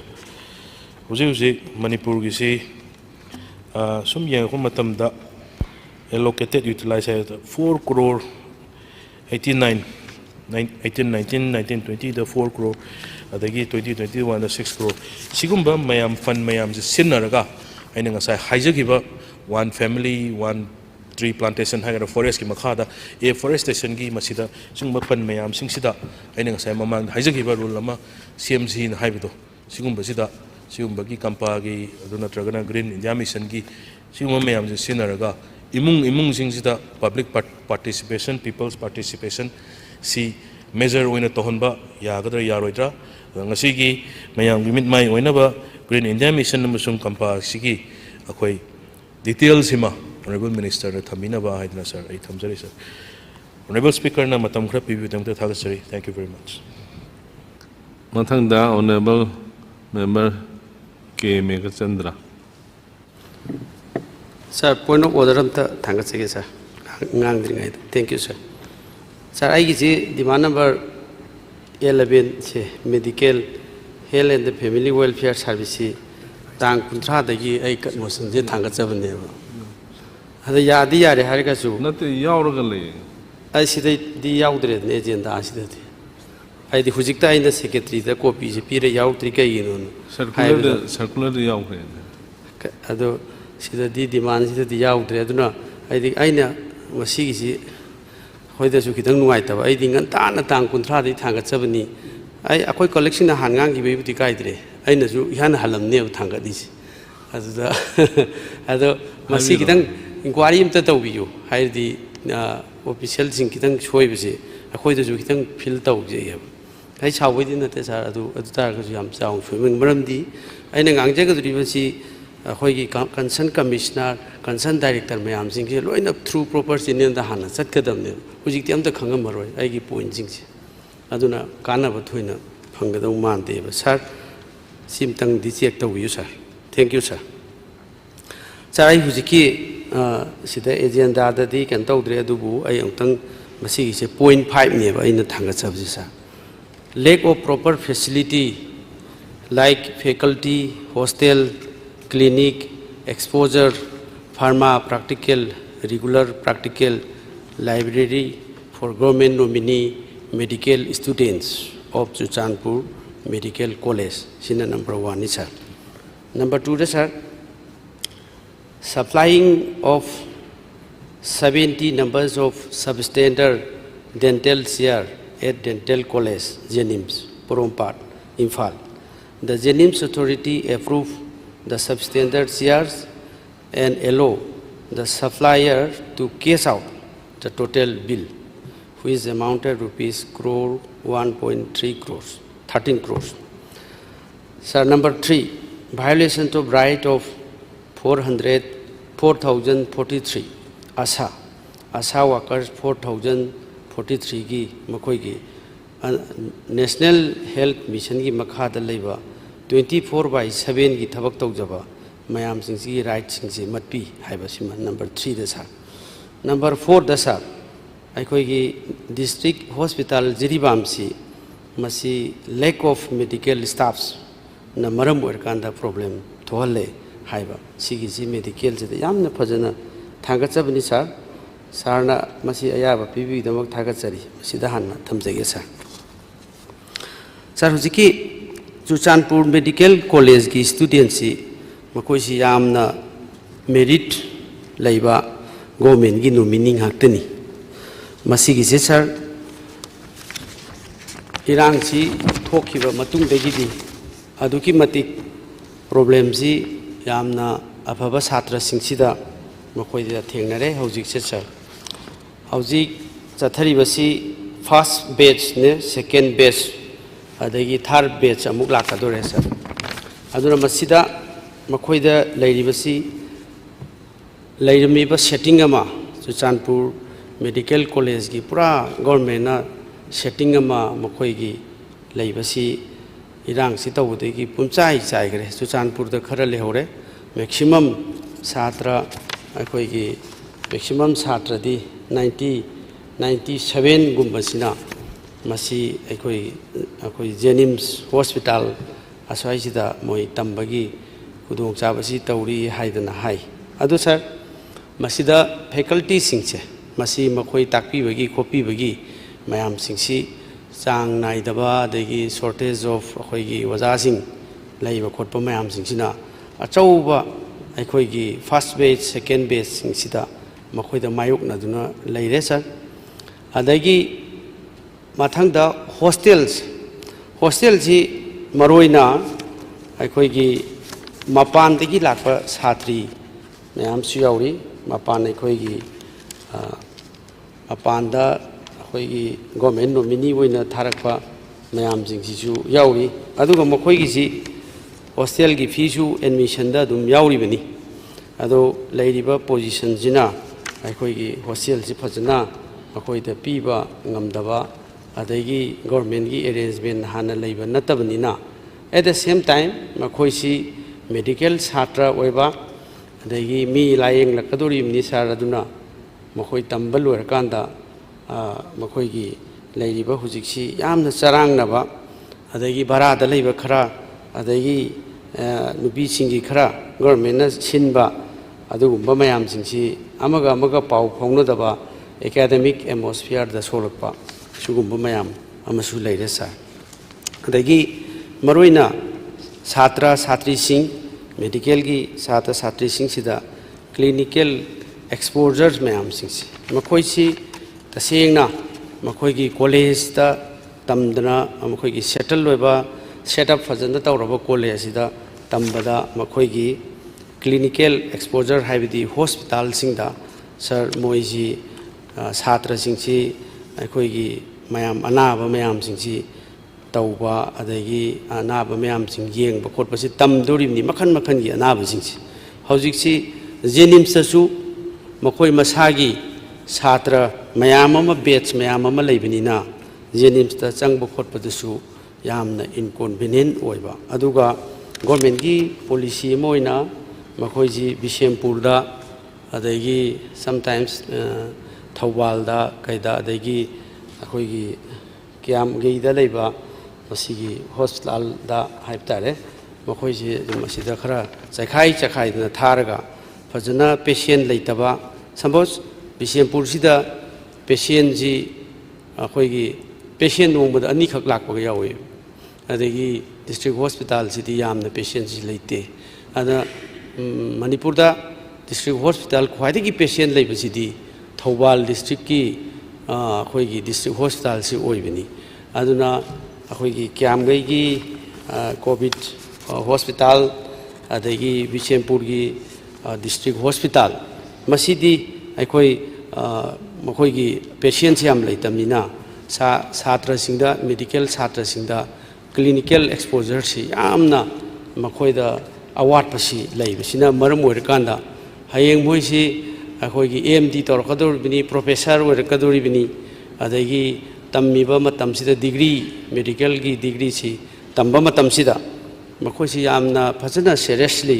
ꯑꯩꯈꯣꯏ ꯇꯝꯍꯧꯗ꯭ꯔꯒꯗꯤ ꯑꯋꯥꯠꯄꯁꯤ ꯑꯗꯨꯝ ꯂꯩꯈꯤꯗꯣꯔꯤꯕꯅꯤ ꯁꯥꯔ ꯑꯗꯨꯅ ꯃꯁꯤꯒꯤ ꯑꯋꯥꯠꯄꯁꯤꯃ ꯌꯥꯝ ꯆꯥꯎꯅ ꯁꯥꯇ꯭ꯔ ꯁꯥꯇ꯭ꯔꯤꯁꯤꯡꯗ ꯊꯦꯡꯅꯔꯦ ꯂꯣꯏꯅꯅ ꯐꯥꯔꯃꯥ ꯄ꯭ꯔꯥꯛꯇꯤꯀꯦꯜ ꯑꯩꯈꯣꯏꯒꯤ ꯐꯥꯔꯃꯥꯁꯤꯒꯤ ꯍꯤꯗꯥꯛ ꯃꯈꯜ ꯃꯌꯥꯝꯁꯤꯡꯁꯤꯒꯤ ꯃꯈꯣꯏꯁꯤ ꯇ꯭ꯔꯦꯅꯤꯡ ꯄꯤꯒꯗꯧꯔꯤꯕꯅꯤ ꯑꯅꯥꯕꯁꯤꯡꯗ ꯃꯁꯤ ꯀꯔꯝꯍꯥꯏꯅ ꯐꯥꯔꯃꯥꯁꯤꯒꯤ ꯂꯩꯔꯤꯕ ꯁꯤꯁꯇꯦꯝ ꯃꯌꯥꯝꯁꯤꯡꯁꯤ ꯍꯤꯗꯥꯛ ꯂꯥꯡꯊꯛꯀꯤ ꯃꯈꯜꯒꯤ ꯃꯌꯥꯝꯁꯤꯡꯁꯤ ꯁꯥꯇ꯭ꯔꯁꯤꯡꯗ ꯇꯝꯕꯤꯍꯧꯒꯗꯧꯔꯤꯕꯅꯤ ꯑꯗꯨꯅ ꯃꯁꯤꯁꯨ ꯑꯩꯈꯣꯏꯒꯤ ꯑꯋꯥꯠꯄ ꯃꯌꯥꯝꯁꯤꯡꯁꯤ ꯐꯥꯔꯁ ꯕꯦꯆ ꯁꯦꯀꯦꯟ ꯕꯦꯆ ꯑꯩꯈꯣꯏꯒꯤ ꯃꯌꯥꯝꯁꯤꯡꯁꯤꯗ ꯁꯥꯇ꯭ꯔ ꯃꯌꯥꯝꯁꯤꯡꯁꯤꯗ ꯌꯥꯝꯅ ꯏꯟꯀꯣꯟꯚꯤꯅꯤꯌꯦꯟ ꯑꯣꯏꯕ ꯃꯌꯥꯝꯁꯤ ꯑꯩꯈꯣꯏ ꯂꯥꯛꯂꯛꯄ ꯍꯥꯏꯇꯥꯔꯦ ꯁꯥꯔ ꯑꯗꯒꯤ ꯑꯦꯠ ꯗ ꯁꯦꯝ ꯇꯥꯏꯝ ꯃꯈꯣꯏꯁꯤ ꯔꯤꯒꯨꯂꯔ ꯄ꯭ꯔꯥꯛꯇꯤꯀꯦꯜ ꯃꯦꯗꯤꯀꯦꯜ ꯁꯥꯇ꯭ꯔꯁꯤꯡꯗꯤ ꯑꯅꯝꯕꯅ ꯄ꯭ꯔꯥꯛꯇꯤꯀꯦꯜꯒꯤ ꯊꯕꯛꯁꯤꯗꯤ ꯌꯥꯝꯅ ꯀꯟꯈ꯭ꯔꯦ ꯑꯗꯨꯅ ꯃꯈꯣꯏ ꯇꯉꯥꯏꯐꯗꯕ ꯂꯩ ꯑꯗꯨ ꯃꯁꯤꯁꯨ ꯖꯦꯅꯤꯝꯁꯀꯤ ꯃꯁꯥꯒꯤ ꯂꯩꯖꯕꯅꯤ나 ꯑꯗꯒꯤ ꯁꯥꯇ꯭ꯔꯁꯤꯡꯗꯨ ꯑꯗꯒꯤ ꯖꯒꯥ ꯀꯣꯟꯅꯗꯕ ꯏꯟꯁꯇ꯭ꯔꯨꯃꯦꯟ ꯃꯌꯥꯝꯁꯤꯡꯁꯤ ꯀꯣꯟꯅꯔꯛꯇꯕ ꯂꯦꯕ ꯃꯌꯥꯝꯁꯤꯡꯁꯤ ꯀꯣꯟꯅꯔꯛꯇꯕ ꯈꯣꯠꯂꯛꯇꯕ ꯃꯌꯥꯝꯁꯤꯡꯁꯤꯒꯤ ꯑꯋꯥꯕꯁꯤ ꯏꯟꯊꯣꯛꯅ ꯃꯈꯣꯏ makuk ta makut hapa hebedu tare yam waba yam leire. And at the same time, sir, library for the government nominee medical students Churachandpur ki si maruina makhoi ki library si akhoi ki hana college amagi capacity du da atopa college amagi capacity ma hapsal lakanda makhoi ki larik pabagi larik ki makhal mayam jing yeng bada asai college amada college ani gi akhoi ki capacity hengkalak pa haibasi inconvenience adum thoktuna leiraba haibitare sa aduna maram oirakanda masigi achauba mayuknaba singse leire aduna sa akhoi gi makhoida leiriba adagi at the same time makhoi gi satra satri singi parents singi su yamna merit ta sangwa satra singa to oibnina mama papa singi yamna wajaba macha singi adi atopa mafam da phaba institution da atopa yamna mafam da tamhobra su tamhauda sida Churachandpur sida tawhibdagi irang thokib laibak thibini adu taragasu maruina masi medical satrang hakta oibnina sumna BA gi adagi kari gi sumna theory khara neinaraga tawba khotpa khoi gi covid matamda khoi gi promotion piba pass out hon kholhon ba adu budi medical satra singdadi yadabanina paikha dadrasu covid matamda general students indi dum khoi gi internet ta tawra kholaga adi online da paikha thar khola dum pass thon kipsu yai adi yawi aduga medical satra singi demoktadi yamna chauba problem si huji macha degina chauba mayam sing si yamna leire aduna masi kramai tona solve tawbigedege makhoi gi haiba batch 1 adai first batch second batch third batch amuk lakadore adu masi gi si mai burden mayam sing gi hanjelai satra singi charang na ba si yamna alarming oiba porsi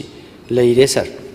aduna aigi masida suggestion ama khaktanga haiba problem leiriba sing sida thamjaningi tasengna reality of the present situation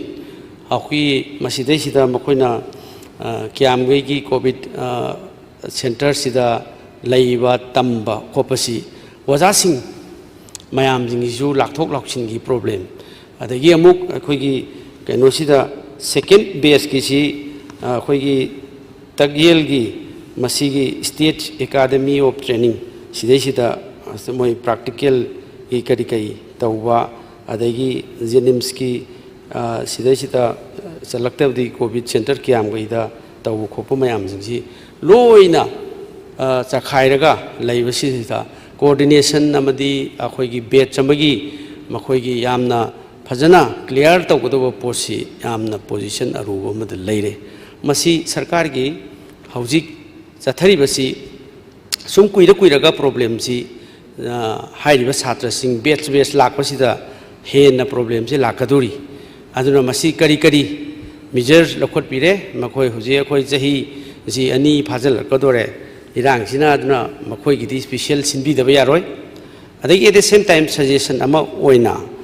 tasengna akhoi gi manipur gi oina patient population jamna leibase aina suggestion ama tawjaba yaragadi the concerned minister na concerned government sina tawiba taragadi hariba akhoi gi manipur da yamna patient population haibtare anaba yam leibasi masi Thauban district hospital su amane jaga su yamna leiba adagi makhoi gi lab ki kari gi facilities yamna well equipped oiba adama masi akhoi sidagi kiamgai covid center amuk adagi amuk Bisempur akhoi gi district hospital da mu tagyel om da mu sumaina chakhairaga leidai saru akhoi na karigumba akhoi gi Thauban district hospital se masidai sida makhoi gi oja sing tongan leiba adagi chhatra sing se pulaf leiba ba adagi akhoi gi lab ki kari tawba yaba photsi masisu akhona government na munna yengsin biraga kanda oiba yaba leiragadi masisu district hospital Thauban sida mosi pulap oina akhoi matam khara irang phatringai sida tawba yaba leiragadi adusu suggestion ama aina hapsanjari loine sir ani chuba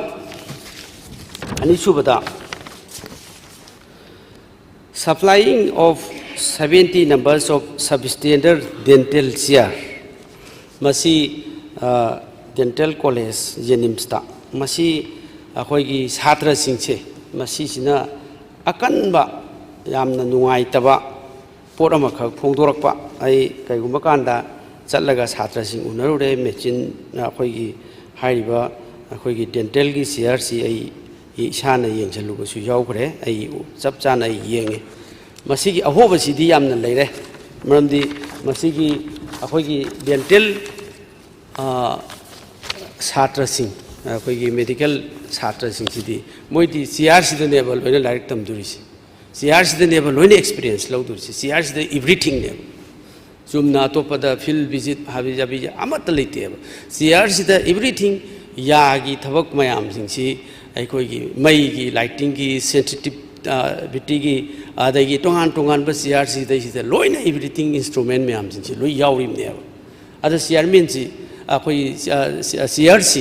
substandard oiba lupa lakh ama piba CR sida lupa lising kun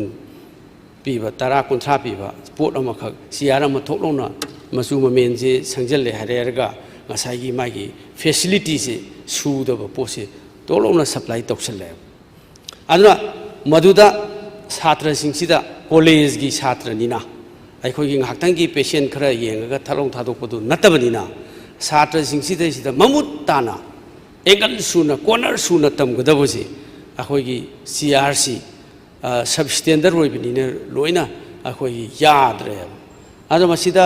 akhoi sum aina thengnajarakpada haibtare masigi fiber optic handpiece masisu sinaba yadaba adagi fiber scaler sisu yadaba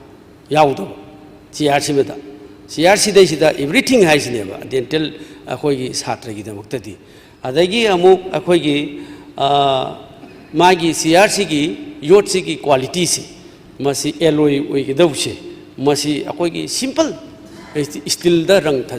steel la yot amada hata akhoi gi rang je taisalaga alloy manba haitare adu posi adu akhoi kitang khetokpuda ure CRC adagi akhoi gi CR du da akhoi gi doctor professor singsina phammaga chhatra sida takadaba masi akhoi gi lumber haiptare masigi puncture si yaudaba doctor singi amagi tool kai kai sidi takada khokada doctor singi oja singduna leiraga takada khokada CR si de test odo yaudaba adagi leiriba intensity of the LED light magi light si akhoina kapakanda sum ngaktang lera tamna tamna ngan baga hingalakadawsi madugi intensity do madugi LED sida yaudo haitare adum swim ta kanda chumda gi normal bulb tang taklo ngal laga leiba adan sai yamna akhoi gi ya manung sida kapsal laga mai intensity si sum tam tam tam tam hingalakanda manung gi si phauno u dawsi masidum bulb ama dum ngal reina mai ngalena adum isam chamna leiba haitare adum masi pura substandard oibagi leiba adum masigi matang sida principal of the medical dental college gi Dr. Nidhas D. Hayes Koba masina ahan bada port si supply toropada astic dent traders Koba UP dagi amana supply toba masi supply toba si the principal sina Dr. Nidhas D. Hayes Koba sina port si phajana phange haina soi amuk tokthoga पोसी पैसा से कायथोखरे अदुगा CR से लौरे अनिसुबा next कैनोमदा छात्र सिंगी complain ma'am से लापदा मसीगी dental CR से quality ओइद्रे medical छात्र सिंगना मसीगी dental CR सी तमदना हैररोय अखोय खंगब यौररोय छात्रनिना हाइदना complain लापदगी अखोयगी committee ब सेमगा अखोयगी पोटसीगी inspection नमा तौयेबा मसीगी investigation to wasida high river same ahoigi principal si sina substandard oire haidana Jenimski huziki dental college gi authority mi manga taruk na soi to da amuk principal si ju substandard oi ha bi soyam kong to sale masi kari justice to da ge aduna ahoigi through honorable speaker through the masi cie sing sing on the loi lei dental satra sing na pirakwa oja sing sing pirakwa mayam si akhoi han bagi si yam standard oi re na receipt to bagi 70 crc tawre adagi again I repeat to je sigi akhoi gi substandard oi re ai ju professor manga principal siga tharga taruk sina ju substandard oi ni cie pi re masi yeng bi ba dum yani anu kari action lokhat bidori college singi satra singi oi ba potni na masi di am serious concern oi maramdi achauba karor gi project natrasu karor gi project natrasu satra singi magna hamuk tambal werakanda mi mu yenga kadurim ne ba aduna standard si darkar lai experience darkar lai adegi munna mamutana satra sing da tambi bam darkar lai aduna masi quite still hairiba CR sing jamta sinaba yadana hairiba maduda yaugudaba tongan ba equipment mayam sing amate yauduna lei masi loinamak 70 CR se sindokpiu nauna aduga karigumba madu department sina khangna chana bo obidagi action lobong ngamde hairgasu CR se muk sindokpiu loi machine demand tawjari aduna masigi sima serious concern tawbiu satra jingi oiba poni haidana ina thamjari mathang da sarai gi demand si sai na marakta thechari amuka na ai gi si department da thau damnina honorable speaker na 99% di masi assure tawbiu yengjan biu aduga masi concern department daina yamna maru oibang haktani honorable speaker na masi yengjan bigeni khali maramdi masi gi posting si akhoi gi concern department da ju honorable speaker na kero tawbiu haina thamjari sa ahum subadana manipur da leiba sa si NM mayam sing si lei si chap manaba importance asa da lei moidi akhoi vaccination tawba tika thaba da su moi dum sinai adagi polio gi angang hidak pithakpa adagi anaba pukhatpa adagi hidak free de yenba prime minister gi haksel gi adagi chief minister gi haksel gi program yam ni da moi si asa hari sing si loina sinai sa adna moi phangib si tha amada akhoi lupa lising ani dagin ahum swai sibak sida sida tha amada moi phangi aduna state ki CR ne kari ne puna lising ahum phangi adna makhoi gi si makhoina demand tawjari basi sir makhoi gi service adagi makhoi gi importance adagi 24/7 si nongmada tawbagum bani aduna makhoina 24/7 di haidragasu akhoi gi state sigi chatnariba ain government of manipur gi akhoi gi labor and employment department na 2021 da akhoi gi thokhiba adugumba gazette notification amada hairi masigi na masida piriba tongan ba employment in local authority adagi employment in private hospital nursing homes and clinic adagi tongan ba institution mayam sing si tawgadaba masi akhoi labor department na piribasi tha amada yamdrabada akhoi gi kenosi employment in local authority sine yamaru orise horen labor gi da sulai punna labor da su ngangjage sar tawdadi makhoi gi 275 si akhoi gi moi workers sing asa workers sing sida adi government na thoiba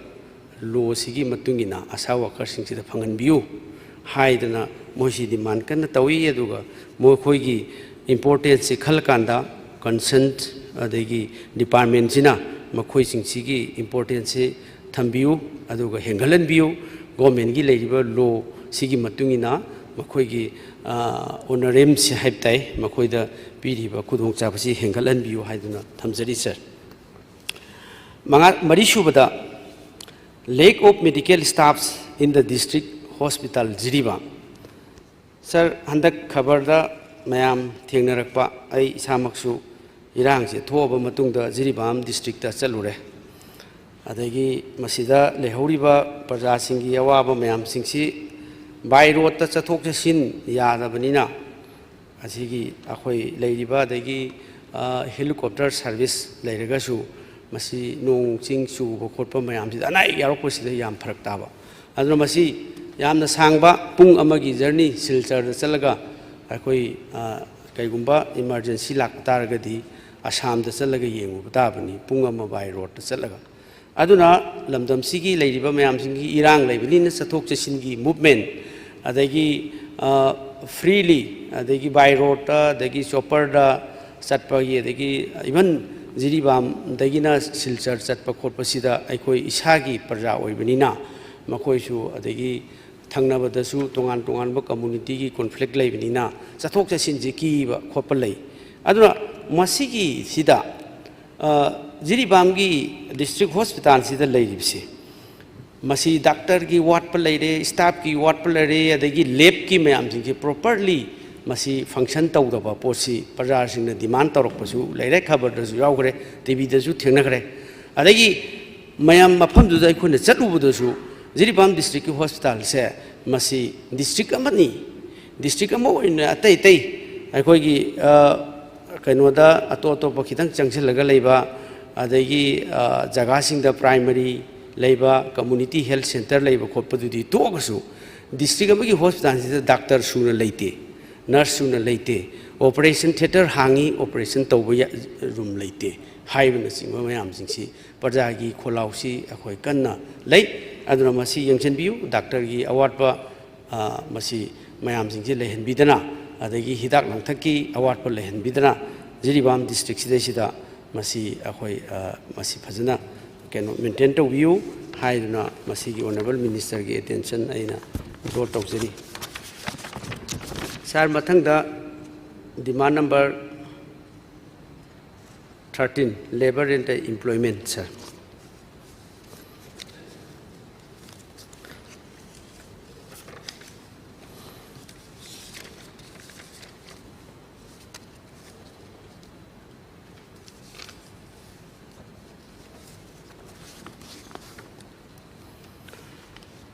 sir labour and employment सिदा आइना थांगाचरिबसी inability to pay minimum wages to the scheduled and the non-scheduled laborers haibani masi labor department si amaromda akhoi mayam na major department ni haina lawdragasu masi yamna maru oiba akhoi gi lamdam sida leiriba sinmi singi employment tongan ba private ki government ki tongan ba institution mayam sing sida leiriba mayam sing sidi punamak labour department सिना मसी यामना मरु ओइबा पोर मखक ओइरी अदुरनि साराइना थांगचरिबसे sir अखोइगी सफाई कर्मचारी अखोइगी group ओइना लैबा सिंगसे मसी Safai Karmachari Sangh Manipur sweeper अखोइगी association अखोइगी Imphal municipality अदगी तोंगान बा म्युनिसिपालिटी सिंग मयाम सिंगसी अमसिसु अमनी मखोइसी यामना खुदोंग चाबा मयाम सिंग स्वीपर सोरोक्ता ngasi मखोइना लौरिबा थौदांग इम्फाल म्युनिसिपल कॉर्पोरेशन अदगी म्युनिसिपालिटी सिंग अदगी पंचायत की एरिया सिंग अदगी प्राइवेट हॉस्पिटल द लेरिबा अदगी स्कूल इंस्टीट्यूशन द लेरिबा मयाम सिंग सिदा sir labour and employment department सिना मसिदा थमी मसिदा 2021 दा employment in local authority haidra masi akhoi gazette notification ama thoi masida yauri adagi masigi sida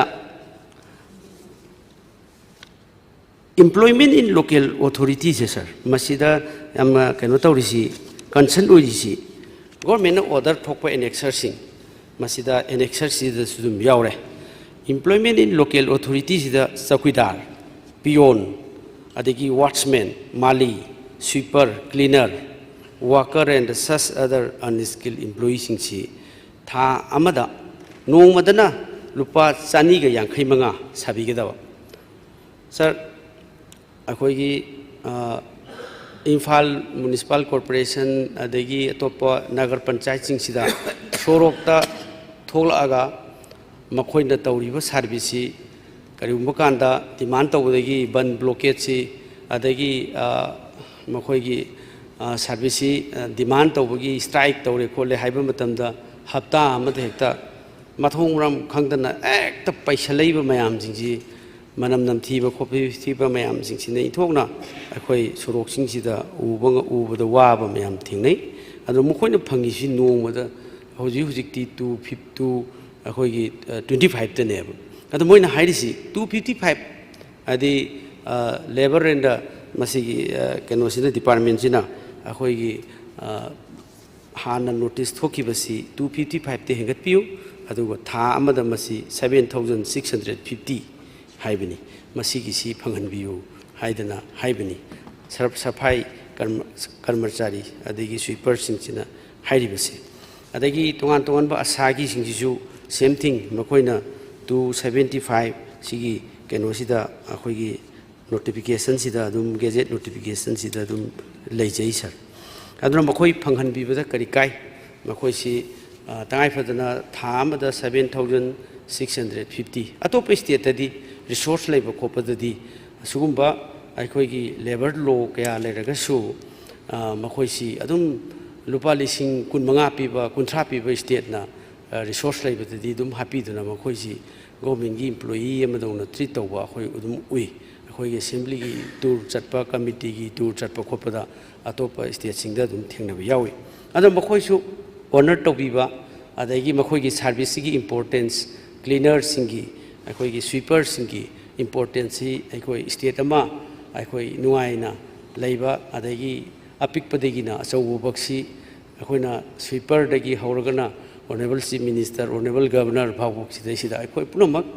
thousands ꯂꯤꯁꯤꯡꯅ ꯈꯨꯖꯤꯡ ꯑꯣꯏꯔꯀꯥꯟꯗ ꯊꯕꯛ ꯁꯨꯔꯤꯕ ꯃꯌꯥꯝꯁꯤꯡꯁꯤ ꯑꯩꯈꯣꯏꯅ ꯔꯦꯁꯄꯦꯛ ꯇꯧꯕꯤꯕ ꯑꯃꯁꯨꯡ ꯃꯈꯣꯏꯒꯤ ꯑꯣꯅꯔ ꯇꯧꯕꯤꯕ ꯑꯩꯈꯣꯏꯒꯤ ꯂꯣ ꯑꯃ ꯂꯩꯖꯕꯅꯤꯅ ꯂꯣꯁꯤ ꯏꯝꯄ꯭ꯂꯤꯃꯦꯟ ꯇꯧꯕ ꯍꯥꯏꯕꯁꯤ ꯑꯐꯕ ꯑꯦꯗꯃꯤꯅꯤꯁꯇ꯭ꯔꯦꯁꯟ ꯑꯃ ꯁꯔꯀꯥꯔ ꯑꯃ ꯂꯩ ꯍꯥꯏꯕꯒꯤ ꯈꯨꯗꯝ ꯑꯣꯏꯒꯗꯧꯔꯤꯕꯅꯤ ꯁꯥꯔ ꯑꯗꯨꯅ ꯃꯈꯣꯏꯒꯤꯁꯨ ꯑꯩꯈꯣꯏꯒꯤ ꯅꯨꯡꯁꯤꯔꯕ ꯁ꯭ꯋꯤꯄꯔꯁꯤꯡ ꯑꯗꯒꯤ ꯁꯐꯥꯏ ꯀꯔꯃꯆꯥꯔꯤ ꯑꯗꯒꯤ ꯑꯁꯥꯁꯤꯡ ꯑꯪꯒꯜꯋꯥꯗꯤ ꯋꯥꯀꯔꯁ ꯑꯗꯒꯤ ꯂꯩꯔꯤꯕ ꯍꯦꯜꯄꯔꯁꯤꯡ ꯂꯩꯔꯤꯕ ꯃꯌꯥꯝꯁꯤꯡꯁꯤ ꯒꯣꯔꯃꯦꯟꯅ ꯑꯣꯔꯗꯔ ꯊꯣꯛꯑꯒ ꯂꯩꯔꯤꯕꯁꯤꯡꯁꯤꯗ ꯂꯣꯏꯅ ꯃꯁꯤ ꯂꯦꯕꯔ ꯗꯤꯄꯥꯔꯠꯃꯦꯟꯅ ꯀꯟꯁꯔꯟ ꯃꯤꯅꯤꯁꯇꯔꯅ ꯃꯁꯤ ꯇꯣꯉꯥꯟ ꯇꯣꯉꯥꯟꯕ ꯗꯤꯄꯥꯔꯠꯃꯦꯟ ꯑꯗꯒꯤ ꯄ꯭ꯔꯥꯏꯚꯦꯠꯀꯤ ꯑꯗꯒꯤ ꯏꯟꯁꯇꯤꯇ꯭ꯌꯨꯁꯟ ꯑꯗꯒꯤ ꯄ꯭ꯔꯥꯏꯚꯦꯠ ꯁ꯭ꯀꯨꯜ ꯑꯗꯒꯤ ꯇꯣꯉꯥꯟ ꯇꯣꯉꯥꯟꯕ ꯂꯩꯕ ꯃꯌꯥꯝꯁꯤꯡꯁꯦ ꯂꯣꯏꯅꯃꯛ ꯃꯁꯤ ꯂꯣꯁꯤ ꯑꯦꯄ꯭ꯂꯥꯏ ꯇꯧꯒꯗꯕꯅꯤ ꯃꯁꯤ ꯇꯧꯅꯅꯕ ꯂꯦꯕꯔ ꯗꯤꯄꯥꯔꯠꯃꯦꯟꯅ ꯊꯕꯛ ꯂꯧꯈꯠꯄꯤꯒꯗꯕꯅꯤ ꯂꯧꯈꯠꯇ꯭ꯔꯤꯕꯁꯤ ꯀꯔꯤꯒꯤꯅꯣ ꯂꯧꯈꯠꯄꯤꯌꯨ ꯁꯤꯅꯤ ꯑꯩꯅ ꯂꯦꯕꯔ ꯗꯤꯄꯥꯔꯠꯃꯦꯟꯗ ꯊꯝꯖꯔꯤꯁꯤ ꯁꯥꯔ ꯃꯁꯤꯒꯤ ꯑꯩꯅ ꯂꯣꯏꯁꯤꯟꯖꯔꯛꯄꯗ ꯍꯥꯏꯔꯤꯕ ꯃꯌꯥꯝꯁꯤꯡꯁꯤ ꯊꯕꯛ ꯑꯣꯏꯅ ꯑꯣꯟꯊꯣꯛꯄꯤꯌꯨ ꯑꯃꯁꯨꯡ ꯂꯦꯕꯔ ꯗꯤꯄꯥꯔꯠꯃꯦꯟꯅ ꯊꯕꯛꯁꯤ ꯃꯈꯥ ꯐꯖꯅ ꯄꯥꯏꯈꯠꯅꯅꯕꯒꯤꯗꯃꯛꯇ ꯑꯩꯅ ꯔꯤꯀ꯭ꯋꯦꯁ ꯇꯧꯖꯔꯤ ꯃꯁꯤꯒꯤꯁꯤ ꯌꯥꯝꯅ ꯃꯔꯨꯑꯣꯏꯕ ꯑꯃ ꯑꯣꯏꯔꯤ ꯁꯥꯔ ꯑꯩ ꯑꯍꯥꯟꯕꯗ ꯃꯁꯤ ꯊꯝꯖꯒꯦ ꯃꯊꯪꯗ ꯑꯩ ꯀꯣꯟꯅ ꯑꯃꯨꯛ ꯀ꯭ꯂꯦꯔꯤꯐꯤꯀꯦꯁꯟ ꯑꯃꯨꯛ ꯁꯤꯛ ꯇꯧꯖꯒꯦ thank you sir Honorable Concerned Minister Singh Statement Thambigani Ahanbada on Kari have you?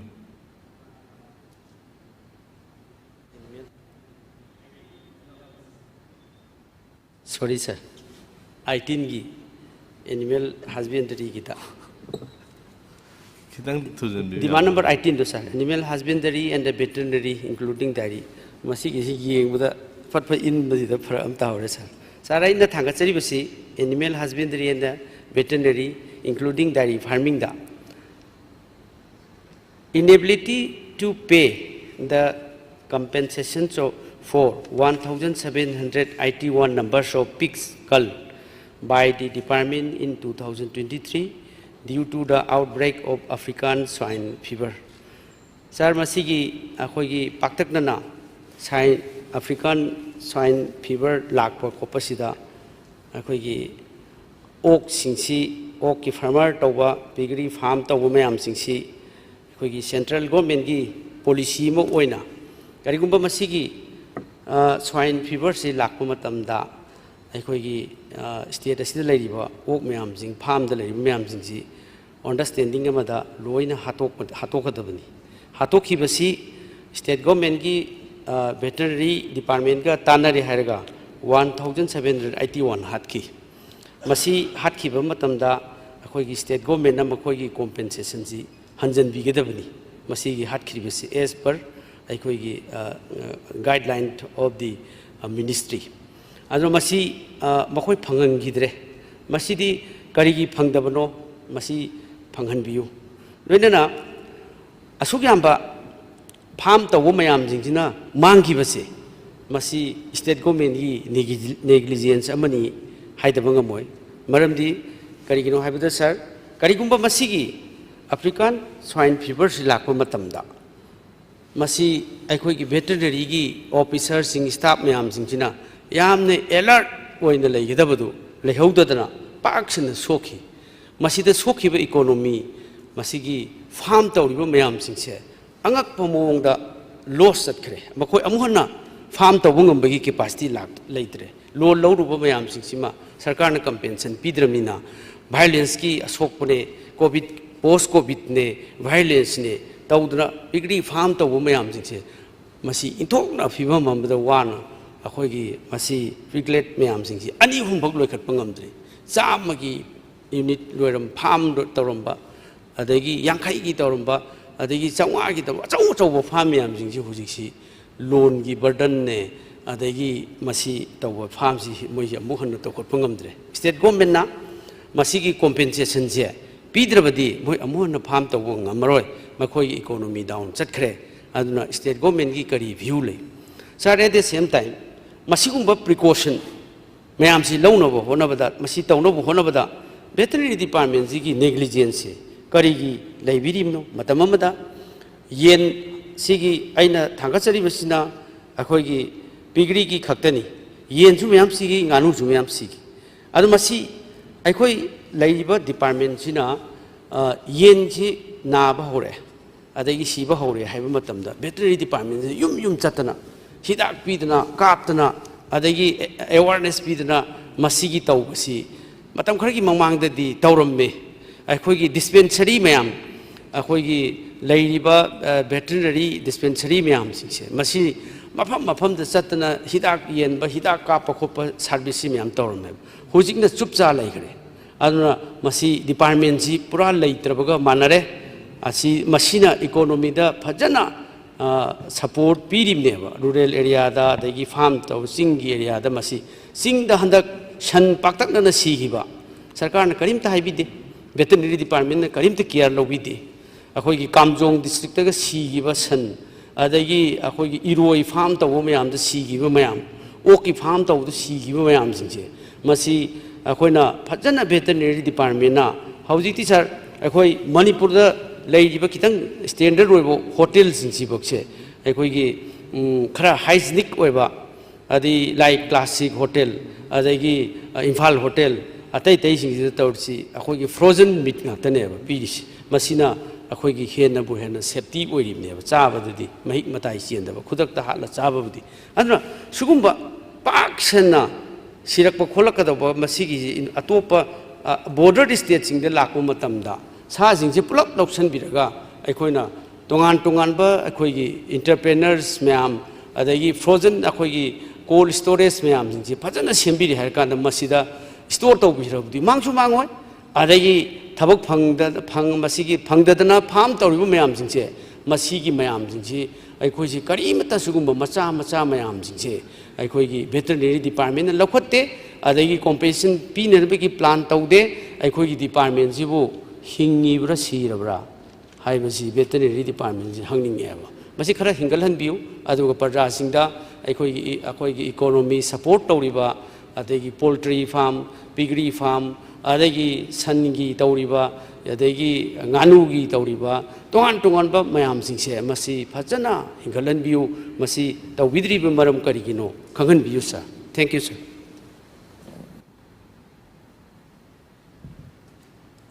Honorable Concerned Minister Shingna Statement Thambigani. Ahanbada Honorable Minister Medical, Health and Family Welfare. Honorable Speaker, sir, demand number 11, Medical, Health and Family Welfare, Kimathakta Policy Cut. Honorable Members, Ahumna, Thankat Piraki, Koi health yamna maru oiba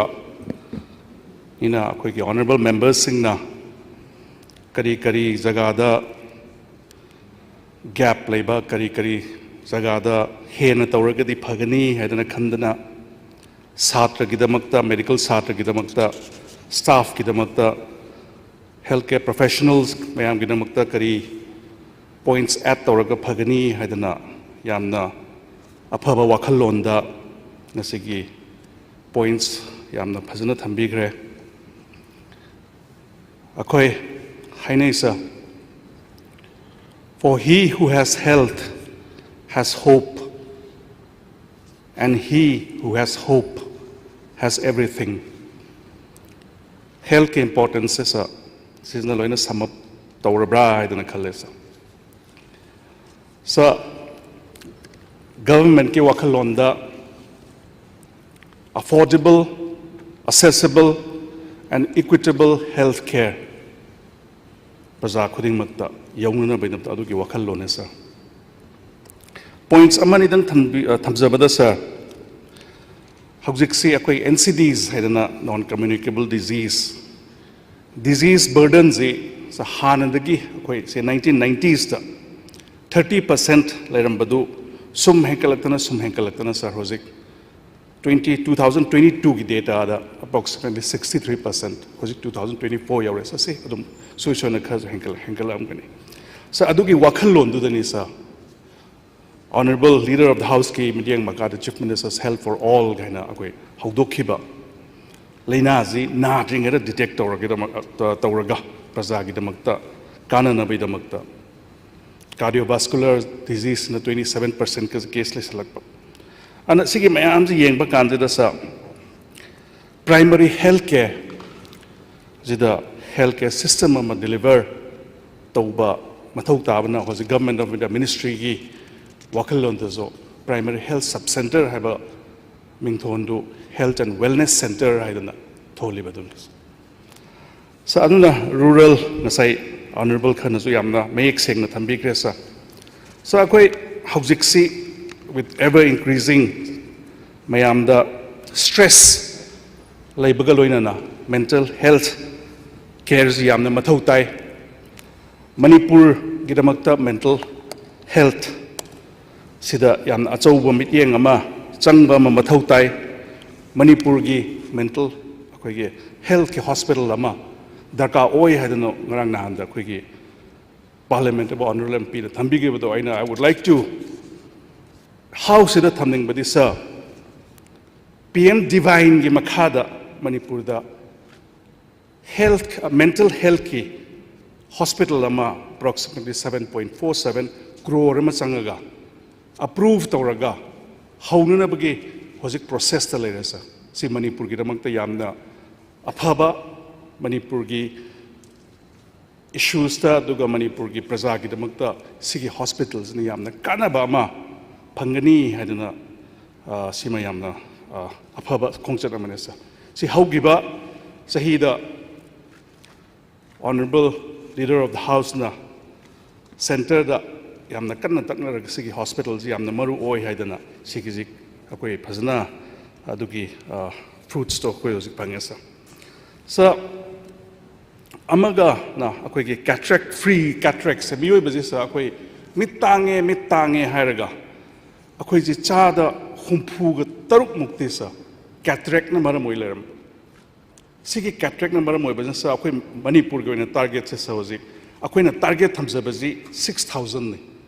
Hose powder 5,000, ki sahiz the 5,184. That is 86%. So 100 ki sahiz the akoi na thammi ba 100% target to the yam wang na hena tham suksoi shone na ngamgani hadanai thamjage sa duga atei mayam de hanazo adum thamgre organ transplant ki duga atei keno sing sa dialysis ki matang da. So duga akoi hose call centers in the health ki matang the mental health ki matang the telemanas kaitana call centers mayam thamaga sigis the prasada akoi gi any health ki matang handing ba ke 104 call center duga telemanas ki zo telemanas na akoi gi mental health ki the prasas in the health hoski call the tawraga adum yamna kanaba adum piba ngame sa so duga ngasi house ki sida ina point amathang just last ina ka policy kat sida keno tawdringe da sa akhoi gi ministry gi makha da sa Ayushman Bharat digital mission ne nam khakle so seasna kari kana ge have da akhoi gi every individual khudingmak akhoi gi masagi health identity number am khaloi digital oiba identity ama loina paiba seasna kari kana ge have kanji da sa anywhere suppose me oiba amana ama dai satpa kanji da hanagi magi data jing je sigi ID Abha ID zida mayam Abha ID hai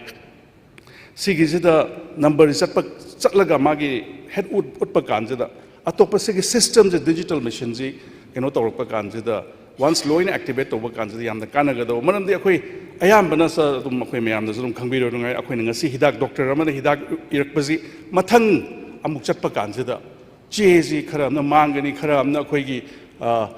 cha thambagi mami bo tangai duga even x-rays bo hairo x-rays bo phajna mangi ba duga phajna ubu phangda ba yam yawe once sigi digital kenoje toba kanji da healthcare systems da yamna ahongba ma follow up case da yamna ahongba ma kanagani hadana khanjai sa hojik phawda manipur gi oina almost 9,04,751 gumba enroll tawresa so sigi facilities ai ngarang officials har kari gumba sigi ji akhoi handaki session manung jida akhoi gi free keno oiba matam je sigi Abha ID ji create tawnuna bai namukta ai adum honorable speaker gi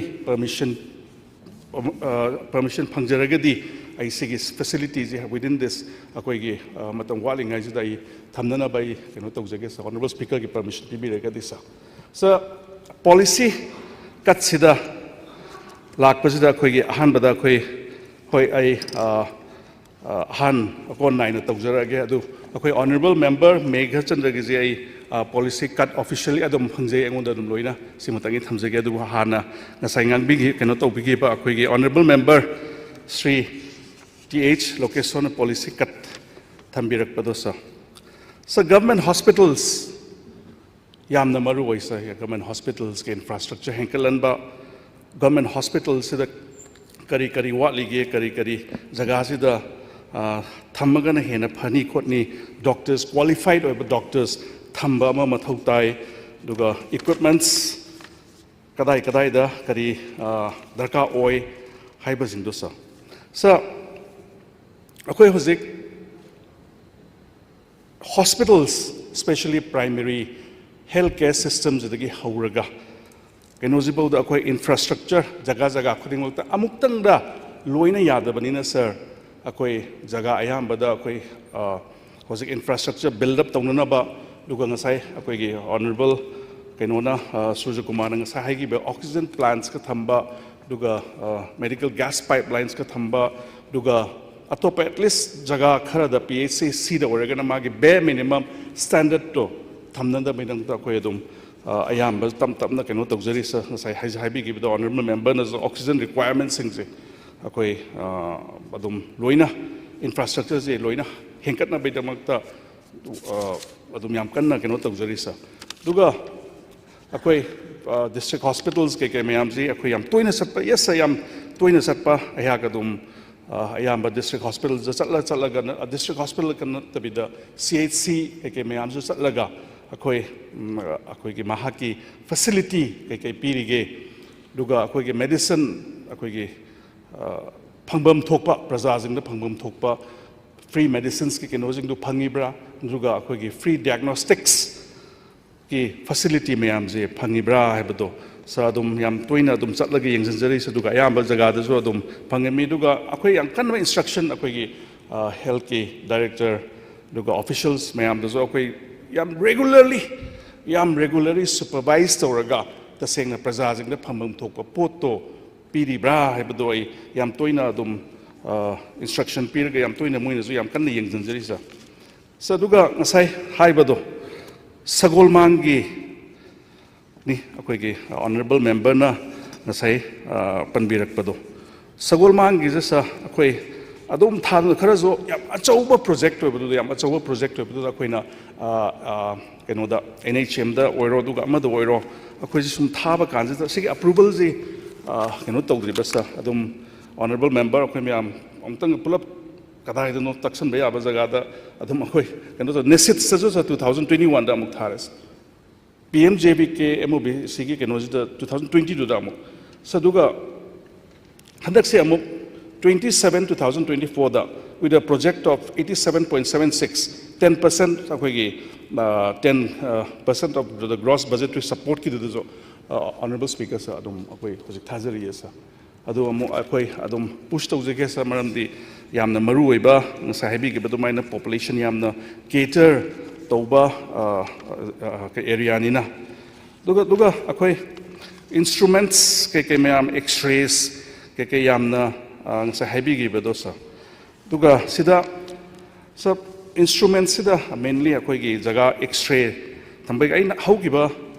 session दो सा x-ray के issues अदु मैमना पुखतपीरई अदुबु सिगी process तो अखोइना खल्लुबा speed तो अदुमग यौबरम देखो situation जिना अदुबु आई house सिदा अखोइ यामना नुंगाइबा अमा हाइगद्रा जगह होजिक एज ऑफ नाउ जगह 12 गुंबददी अखोइ सा अखोइ एनालॉग दिगी अदुइ लेरम बद अखोइ डिजिटल ओंथोक्तन प्रजादा यामना कानबा पोट अमा पीरे अक्रॉस द स्टेट सिगी जसम हेंकलागा almost all the centers अखोइ एक्स-रे थमगदोबा Indian public health standard की norm ना एक्स-रे थमगदोबा जगाजिंग लेबसिंगदो सिगी लोइना डिजिटल की कइनो ओंथोक ना बैदा मक्ता अखोइ अदुगी याम कन्ना चथरी लेप्तना अदुम चथरी हाइजे सुमा थमजरी सा नसाई डॉक्टर्स की पोस्टिंग से नसाई ऑनरेबल मेंबर ने थंबिगे बसे सा डॉक्टर्स की पोस्टिंग की मतंग जिदा नसाई हाबिगे दो याम चुम्मे सा मोइजी MBBS लोयरगा मोइजी MO ओइना लाए MO ला मतम जे खरा मतम जे खलरगा मोइजी PG अमु हेदा तंबा चखे बस हौजिक कैनो सिदा almost 186 अखोइ MO ऑफिस गम हौजिक PG तंबा चखे बस हौजिक सिगे मथक सिदा SR जे मुनि फु मरी गुम बस हौजिक चखे बस दुगा अमुक अखोइ गे हंडा कॉन्ट्रैक्ट लौरे दुगा ngसाइ हाबिगेबा MPSC की कनोदुदा तौबा कांजदा करी हैना हंदक्सी सा MPSC ना हौगिबा चाहिदा हौगिबा चाही खरगी ममांगदा 300 MO रिक्रूटमेंट तौगिबदो MPSC ना सुगतगी 124 खक रेकमेंड तौबिरे बस 124 रेकमेंड तौबिरक बसिदा चामगा कुन्नी थोय ऑफर फॉर्म लौग्रे सा सिगिसे अमु कमाइना त कई तौरमगे हाइबकानजा चाही मियोई डॉक्टर्स मरफूग निपान सर PG अमुक तम लेरम हजिक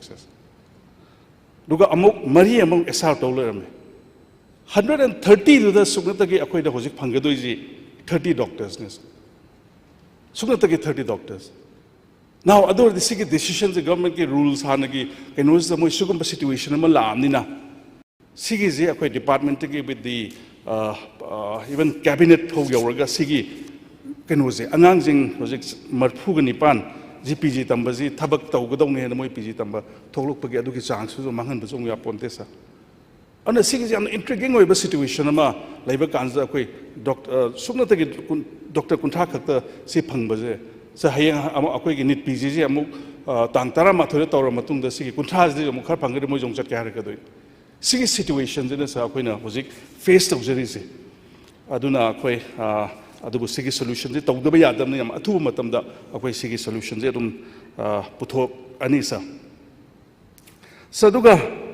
जेनिम्स की ngasa yamna maru oiba जेनिम्स से अखोइ की यामना maru oiba इंस्टीट्यूट अमनी स्टेट की अखोइ की मेडिकल कॉलेज अनि की मनुंगदा जेनिम्स अमनी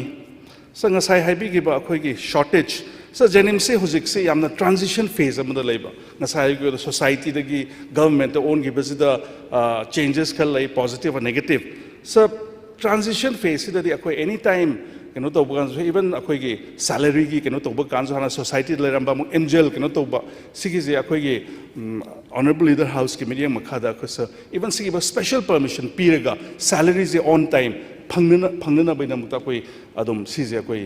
सिंजरी बने सा रिएजेंट्स करी शॉर्टेज ले है बदो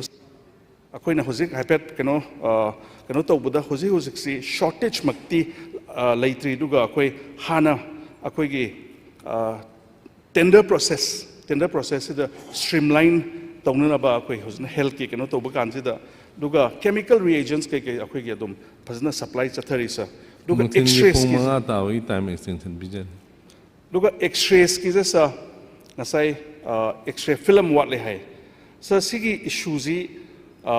matam khara manipur da x-ray gi moi gi keno moi supply to bus kitang wa keno to dana numit khara keno to gi hai na hai manipur gi oina pot lak padu kitang keno to gi men adu bus sigi keno resolve to ga hojik shortage kenta leiti aduna testing amasung any x-ray gi lo keno to ba khot pa da issue problem hojik jenims ki ji thudok pa leite hadana thambi esa duga sa jenims ki ownership te hojikti hana society le mo host health department ing asai honorable member na haibi gi bedo akoi mayam pullaga mayam kok thada minaraga jenims se amuk hena phanana baida makta akoi punmina ba mathau tai habdu yam chumme sa mayam gi suggestions honorable members mayam gi suggestions experts mayam gi suggestions gunda pb raga standard labels amu hena wangkat na bai damakta mayam gi suggestions mayam gi ideas mayam dona suksoi soidana yamna kanaba phangani hadana khanjai sa director gi issues e hana leramba directors e magi matam ji loi grab just keno oina tha amatang extend tawre adubu hojik hayeng dagi with effect from 7th Tare, Haying Digi, Charles Pugudo, it's just for a temporary arrangement. Hayotare, we will say with proper RR, see it in charge ni RR yam with RR Pazna follow Torga, Yam Atumatam, the regular director ama, okay, Pazna Magi advertisement regular director ama, Yam Atumatam da, okay, regular director, so following the rules and regulations. I successfully ama thambangam gani hadana honorable speaker get through the honorable member ki pungning section zarisa duga mathanda akhoi gi honorable member Sri Surja Kumar na sai thambi gi ba point sing dosa so covid ki liabilities mayam do Hojik exact keno ina amount si 1.24.79 gumba COVID liabilities lady sa hojik sigisi hojik akoina finance ta adum thagat sagre honorable speaker sa sigisi akoi finance ki keno jing tanaraga karam kamaine chumme sa akuire moigi liability leiba catering gi kari mayam khara yame sa aduna akoi sigi je thadok paji kari finance ki kano tanaraga I adum with special interest I yengjen jage sa duga atai honorable member na ngasai haibi giba duga akoi gi free termination of akoi gi kano free diagnostics ki akoi gi terminate tawgibagi matang du kari gi no haibodo sa first point, RIMS is a RIMS Central Institute, which is funded by the Ministry of Health and Family Welfare. So, sigit yamna apaba initiative abatare free diagnostic initiative hogiba matam zida. Akoigi state ki full operationalization of the specific laboratory services. PPP da houding matam sida matam khara MOU phazna leirame sa koi MOU leirami RIMS ka koi gi NHM ka inaba sibaudi adum moina zo matam khara sumaina tawgen man initiating aham hogiba kino du denesa sigis da MOUs da yamna sengna leirami sa duga NHM gi fund som da lak pazina koi gi state ki moi gi center da gi direct funds moi gi RIMS ki una lak padina SC ki kino zidi whatever asongi Ministry of Health and Family Welfare dagi fundu dagi tungana asongi NHM gisna tungana koi state ki kenosi dugi wakhal lon du da koi sigizi akoi with effect from 1st March akoi hana MOU du da yam sengna yamna mek sengna iramesa the MOU I have at point adung pathok sagisa the MOU is being signed between NHM Manipur and RIMS for a period starting from the effective date of this MOU, 31/5/2017, until the full operationalization of specific laboratory services under free diagnostic initiatives by the National Health Mission Manipur. Full operations tawra matungda this in fact sigi time frame this kerimta latest time frame later hosigi karam kanda it can and anytime sigi phasana operation tawra matungda this rimsin amuka Central Institute oibanina moigi funding asom ke ministry dagi adum keno tawbasu yare hadana adugi wakhal londu da akoi sigi keno se taw adum tawbnesa adna atei keno gi ngasai OT technicians ki thambiba akoigi OT na che akoigi oxygen plants ki technicians sa moise COVID ki matamda moise tha taruk ki engage to this akoi department na adum verify tawduna wait moigi darka oiri kunthra ga mapanji moi adum extend tora lakko kunthra ga mapanji moigi services akoigi PSA plants da PSA plants sing the jaga taraga ni thoida moige adum thabak kadun le sa government na khoi hojik moigi daily wage engagements esa as per akoigi FDPIC norms ta akoi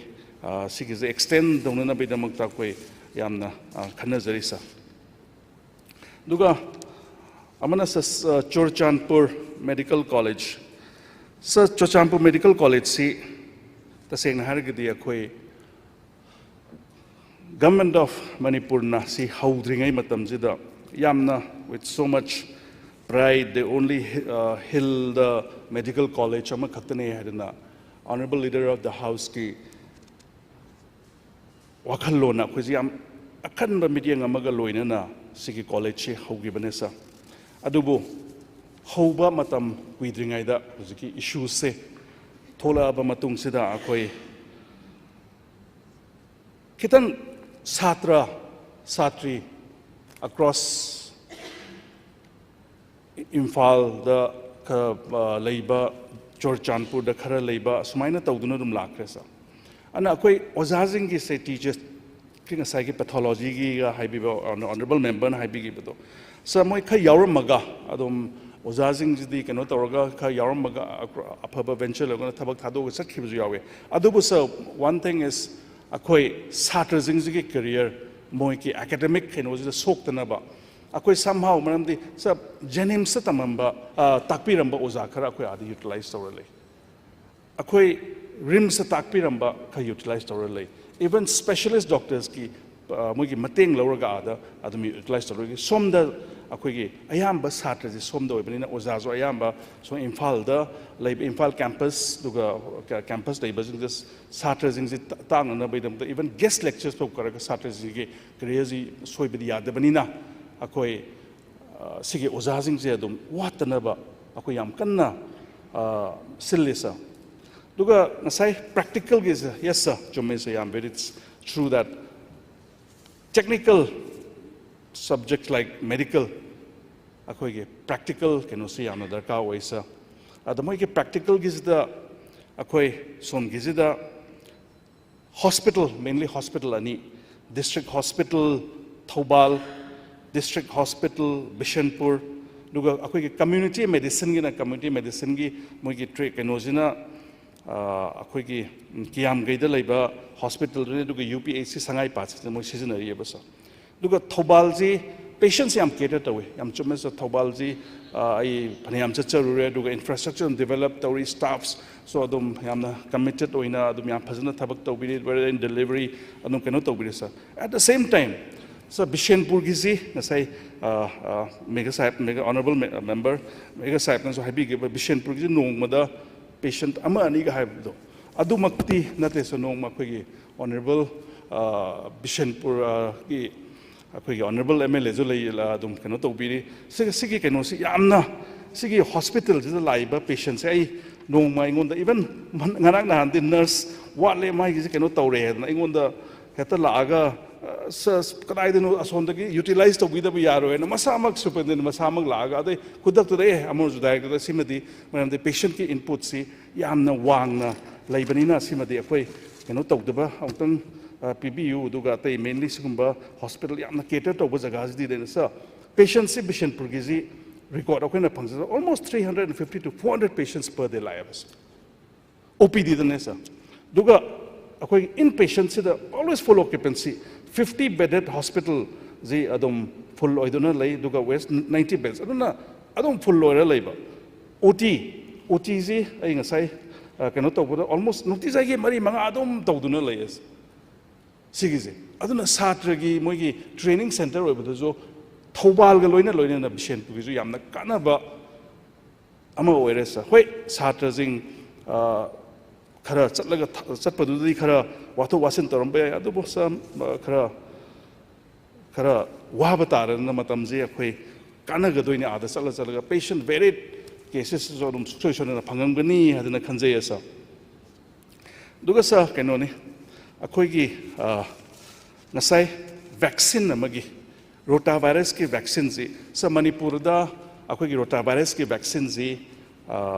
keno ni government of India na rotavirus ki vaccine jum thabire sa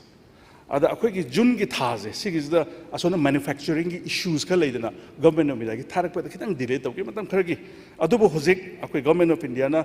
keno thagre adu matam da akhoi sigi vaccine se amuk keno tawrgani honorable speaker gi through the honorable member gi pukning jingsinjari duga sigi ji aduna suksoi soidena sigi vaccine je adum akhoi adum roll back amuk ai akhoi keno tawjari na honorable member dai sima thamjage duga ngasai CMHT PMJY da akhoi gi life saving drugs keno tawbaje so life saving drugs akhoi gi sigi keno mayam ji paisa honorable speaker sir CMHT PMJY gi moi gi package oina chatpa say hospitals khara da example oina akhoi gi lab koli haraje akhoi gi gallbladder laukhok ke baji akhoi gi package sida se lupa lising kuntra haraga jo moi gi package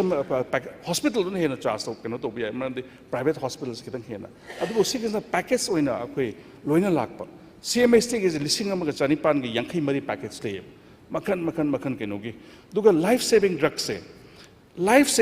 se kari kumba package ri yawrum drabasa amuk clause amuk thambi basa unspecified package request haina hospital na koi da dum director thara aga duga director na so koi government na so amuk sigi hidak se particular drugs life saving drugs se sa akoi provide tawna bagi akoi adum akoi sigi keno jima adum PS sigi keno se akoi unspecified package request da hosiki haina haijari ba lisinga ba chama panga chanipan gi yankai mari package ri yaudri ba sigi sa ana sigi honorable member surjagi ji keno tormal duga khoi gi honorable member keno na Meghachandra na thambi gi ba point mari akhoi nasai honorable member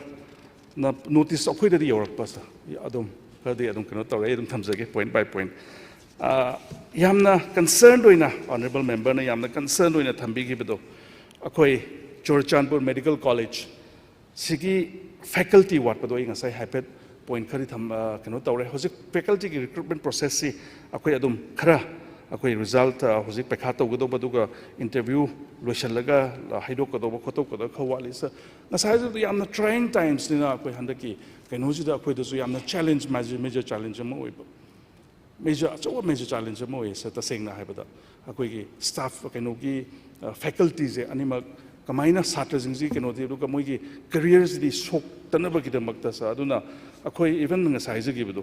akhoi guest keno bo lecturer bo akhoi keno toraga watana be damakta sa hostels esa ta sengna har gi di Chorchandpur da hostels nupi jingi nupa jingi ai medical college holding ai hauram matung yam toina chachabane hostels yam phajana da di loina keno torabne adu situations na moi ji tholopa ganji da moi ji so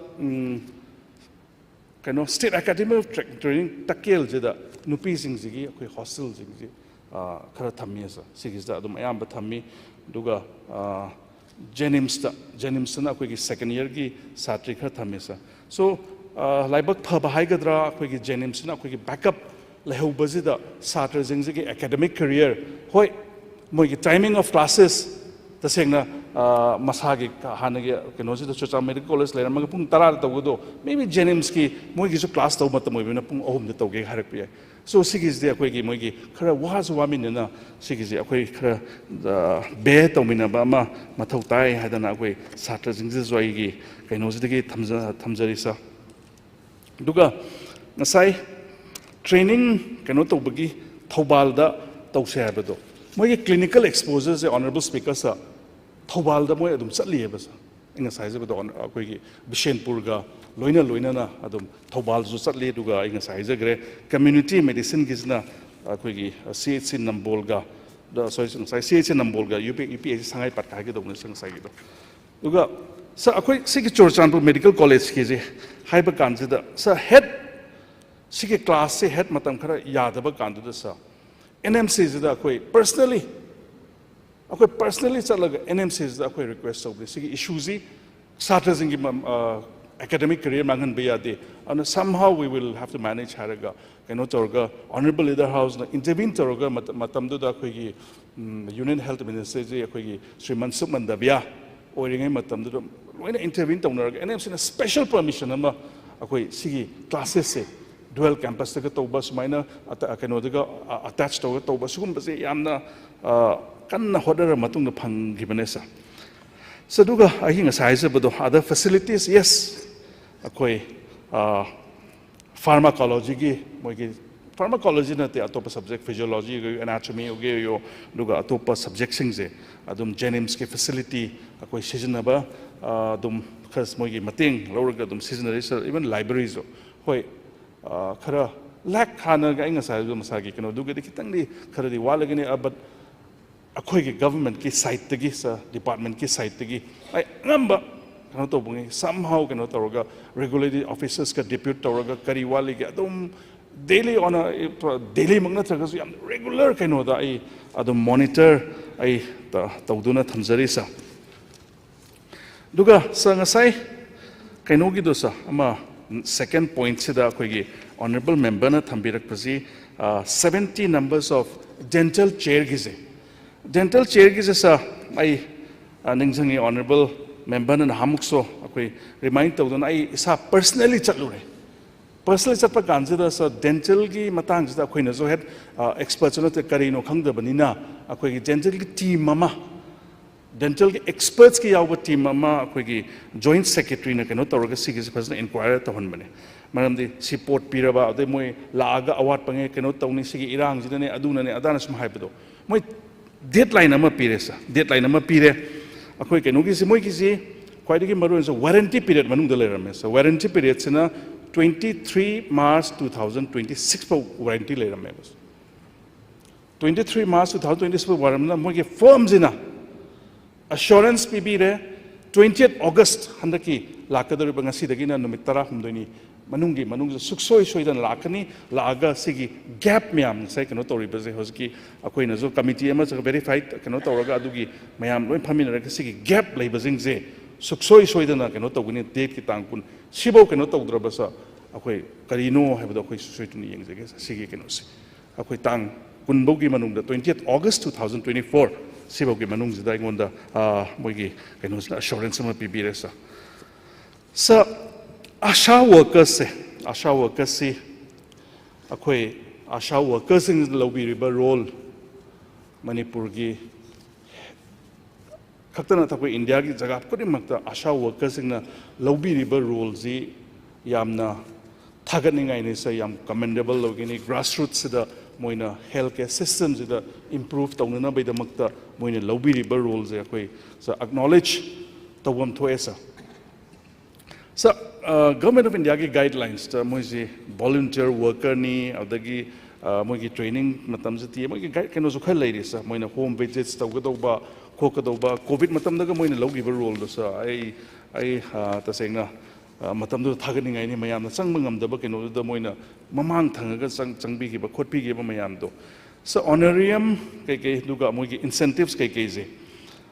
दुगा Moina routine मोइगी आशा के incentives लई सा दुगा Moina चटलुबा कनो maternal health की Matang duga koi child health ki jida moi ki incentives adum mayam je phange moi keno tawraga moina thaboi thabak moina hena tawringai moi ki incentives adum pibi basa anna sigi mayam je tawraga adum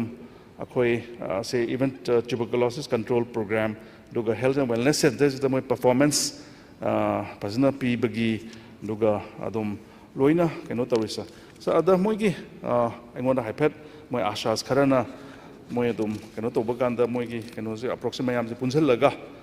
adum khab adum phazna keno tawe di haibi adu sigis da ngasai honorable member na haibi gi ba khoi gi labor laws ki makhada adu gi du pukhatna bagi haibado ai yong tang akoi on labor akoi honorable minister zo leibiri du officials mayam zo health ki keno gi du ga khoi gi finance ki ke mayam ai tana zaraga sigi moi gi keno je incentive na tra honorarium ke ji kari to ba ya bano hai do ai honorable speaker ki through da ai pugning chingsanjari sa duga amana so medical staffs in Jiribam jesa so Jiribam gi keno si so taseng na ga Jiribam gi je akoi phaniam staff si akoi thas yam toina su check tawne sa Jiribam je ngasi chatle ngasi order thokani ngtang ga chalaga khalaga amu leram de ta hai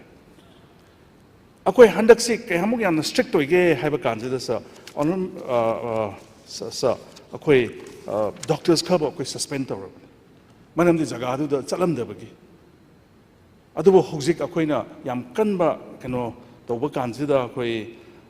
moi doctors khal leire even akoi concept ambo doctors ingse kamaina hoi Jiribam da tharaga di punishment posting oina urabra karino adai wakhalon se da akoi phare do ga di akoi specialist me am specialist leita ba yade am na maru ba khoi gi am na maru ba khoi gi jagani duga argi infrastructure so hinkat na bedam ta khoi am akan ba meeting am chali whether from the Ayush side nataga akoi NHM side tegi moi gi equipments OT ga do functional oina na bedam ta moi gi infrastructure da award pa kari leige duga nong yui khole ga ha ba do loini hinkat na bedam team ji moi chalure duga akoi gi sige mayam sige doctors sige specialists if not on a rotational basis po koi tha ani uhum la tawraga sab thabiraga doctors si wat na bai da magta MOs oge MOs la traga specialist doctors mayam je duga ayush ki zo kai zo wat na ba duga loina na mag infrastructure do at least OT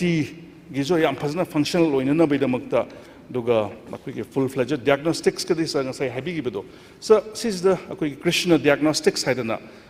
2019 dagi ada free diagnostics adum yam phazna pibiri sa duga nasai amuka sigi Jiribam jisu sa koi probably tang numit hafta ama maximum 10 days tadi hana sida leiba x-ray kano tawde jo digital hojik kanna semkalaga so by another 1 week hafta amagi manung dadi akoi sigi x-ray jisu full fledged digital x-ray habdo adu convert to bujing amagani hadana I ngasigi house da I short jage duga on Jiribam gi ji honorable leader house yam toina Jiribam gi doctor adum duga infrastructure wat pa khopu hena changi ba meeting hena sangjalu hana kano to duga khar inspection chalalu haidana ai planning akoi gi department ki planning gi team jo satana khotana akoi yam kanna hona jari sa duga award pa je adum akoi menjalaga duga ate any ideas honorable members me amna zo akoi ngonda pibiraga improvement lainana bidamakta adum ideas adum suggestions PBU haidana ithamjage ana aina sida thamjariba point kharasi ipet adum accept tobiraga nasigi mayam thambiriba cut policy ji handokna bidamakta ai haizari thank you sir shwai ngai le amani kitang ai haijake sagi kanogi Jennings ki magi test kai gi tawna ba koi gi X-ray film hum leite gum hai ba dagi reagent leite na ji che nga sangang tha angang ana ba ring chaba kana test tong no material leite ha padi khangja ba ta dum dang hai pro duga hauji kano se health ki makhada medical department ki makhada health ki makhada Jennings le regadi director se ani leita medical director of ki director ma leiba Jennings ki ma leidune ba do mai se mugi kano se tonga tonga ma gi power and function tonga don do jana amana only for जेनिम्स की उधरा जेनिम्स के director से director की मखादा लेदुरीरा नत्रगा my autonomous होने लेदुरी हादुमदंग सिंगदोपी नुआइनी अमन यारगदी सिगी this August month से मसिद थोक्त्रदिको मसिदा मोय doctor मसिंग अतदा दु तवदा तो young ngangnarkba ताराबनिना मसि गक्तने solution दे सिदंग इरांग थोको थोगिंग तौरगदी सिमता सुंगारे दो हॉस्पिटल से मरोने जेनिम्स क्रीम सुता ngarabnina simtang finally tawiro duga hujiki disipsal sabi matang je kitang thuna tawnanaba ini egi darkar lebe saibiro ai sudum saruk jajege do karino bo masi yam important ba jaga ma oibnina haida simtang singdo prayer thank you tamjor honorable minister na marik chumna thambire sa do saigi covid ki laigre dum yam wana matam kaino tawna tawgine sir covid ki khoi gra finance kha thadok da wat pado adu khara thuna tawbina ba time frame am da duga ngasai oxygen plant kaino gi lairiba moisu contract basis ta matam da covid matam da sina khang da gai tawkhimne mkhoi gi due haiba tare moi contract chahi amani moi salary due leibu su khara thuna sengtokpinaba haidana sir madum tang ai add tawjabne sir thank you donaba aisu point mom tang ai kan tawje clarification of joga sa sai number 1 gi Suchanpur Medical College gi jo sir samak concern minister honorable minister su doctor ina hena khangbirang bani adu sir moichi huji session amtang hapjan jage tawni हुजिकी hostel की clinical exposure की pharma practical की regular practical की library की so and so fourth sir मसी की सी अखोई जेनिम्स तामा कियाम गईदा अमा अदगी अगेन अखोई तागेल की सिदामा मयाम सिंगसे लोइना तुंगान तुंगान तवा अदगी अखोई क्लास हौरको टाइमिंग सिदा हानेगी जेनिम्स की मोगी रेगुलर क्लास लाइव खोप सिदा सिदा even library da changa kasu Suchanpur ki ji kitang moina changbu matam da mayam leibenina makhoi si yamna kitang disregard to khopa adum field da leiba khopa parents mayam sing si yamna wa ba khopa lei aduna adagi again hostel ki sa moi ji hostel fee de dum lawrim ne ba aduga leibam pi da bai wa ne ba only girls khar khak pi ne ba admission da hostel fee di boys ki jo adagi girl ki su lawrim ne ba aduna madu tek di mai fee tu di lauraga leibam du fee da bane aduna makhoi tungan tungan leiba sisu nungai ta ba khar lei akhona masi sir si Jenimsky complex ta ai gi point da luxury si Jenimsky complex ta shaba loiba building anoba khar leiba se masi athuba urgent atai gi purpose sari bu gi sinadringai da makhoi temporary arrangement du moi use to yabra haibadi tagyal dama kyam gai dama jenims ta khara tigi leiriba myam sing du adugi building sing du so building ahu mari loisan ba ui madu temporary use to bi yaragadi adu matham jari sir ani suba akhoi gi ai gi point sida pare sir afuji ki Jenimsky dental college gi du august sida tawbini haibadu kuire masi gi se akhoi masi loisan bini haibadu yam pare sir tawbiyu sir ahum subada अखोगी ASHA worker सिंसे sir अखोगी labour department अदगी health department municipality महुत की करी के लेरिबा आशागी सफाई कर्मचारी अदगी लेरिबा अंगलवादी पुनमक्सी गवर्नमेंट मगी मखाद लेबा ngakतनी अद आशा सिंसे मखोइन इंसेंटिव पी हाइबसिदी लेबर लो मखाद अप्लाई तब यारोय अदुना मखोगी अखोगी आशागी सिंसिसु अखोगी लेरिबा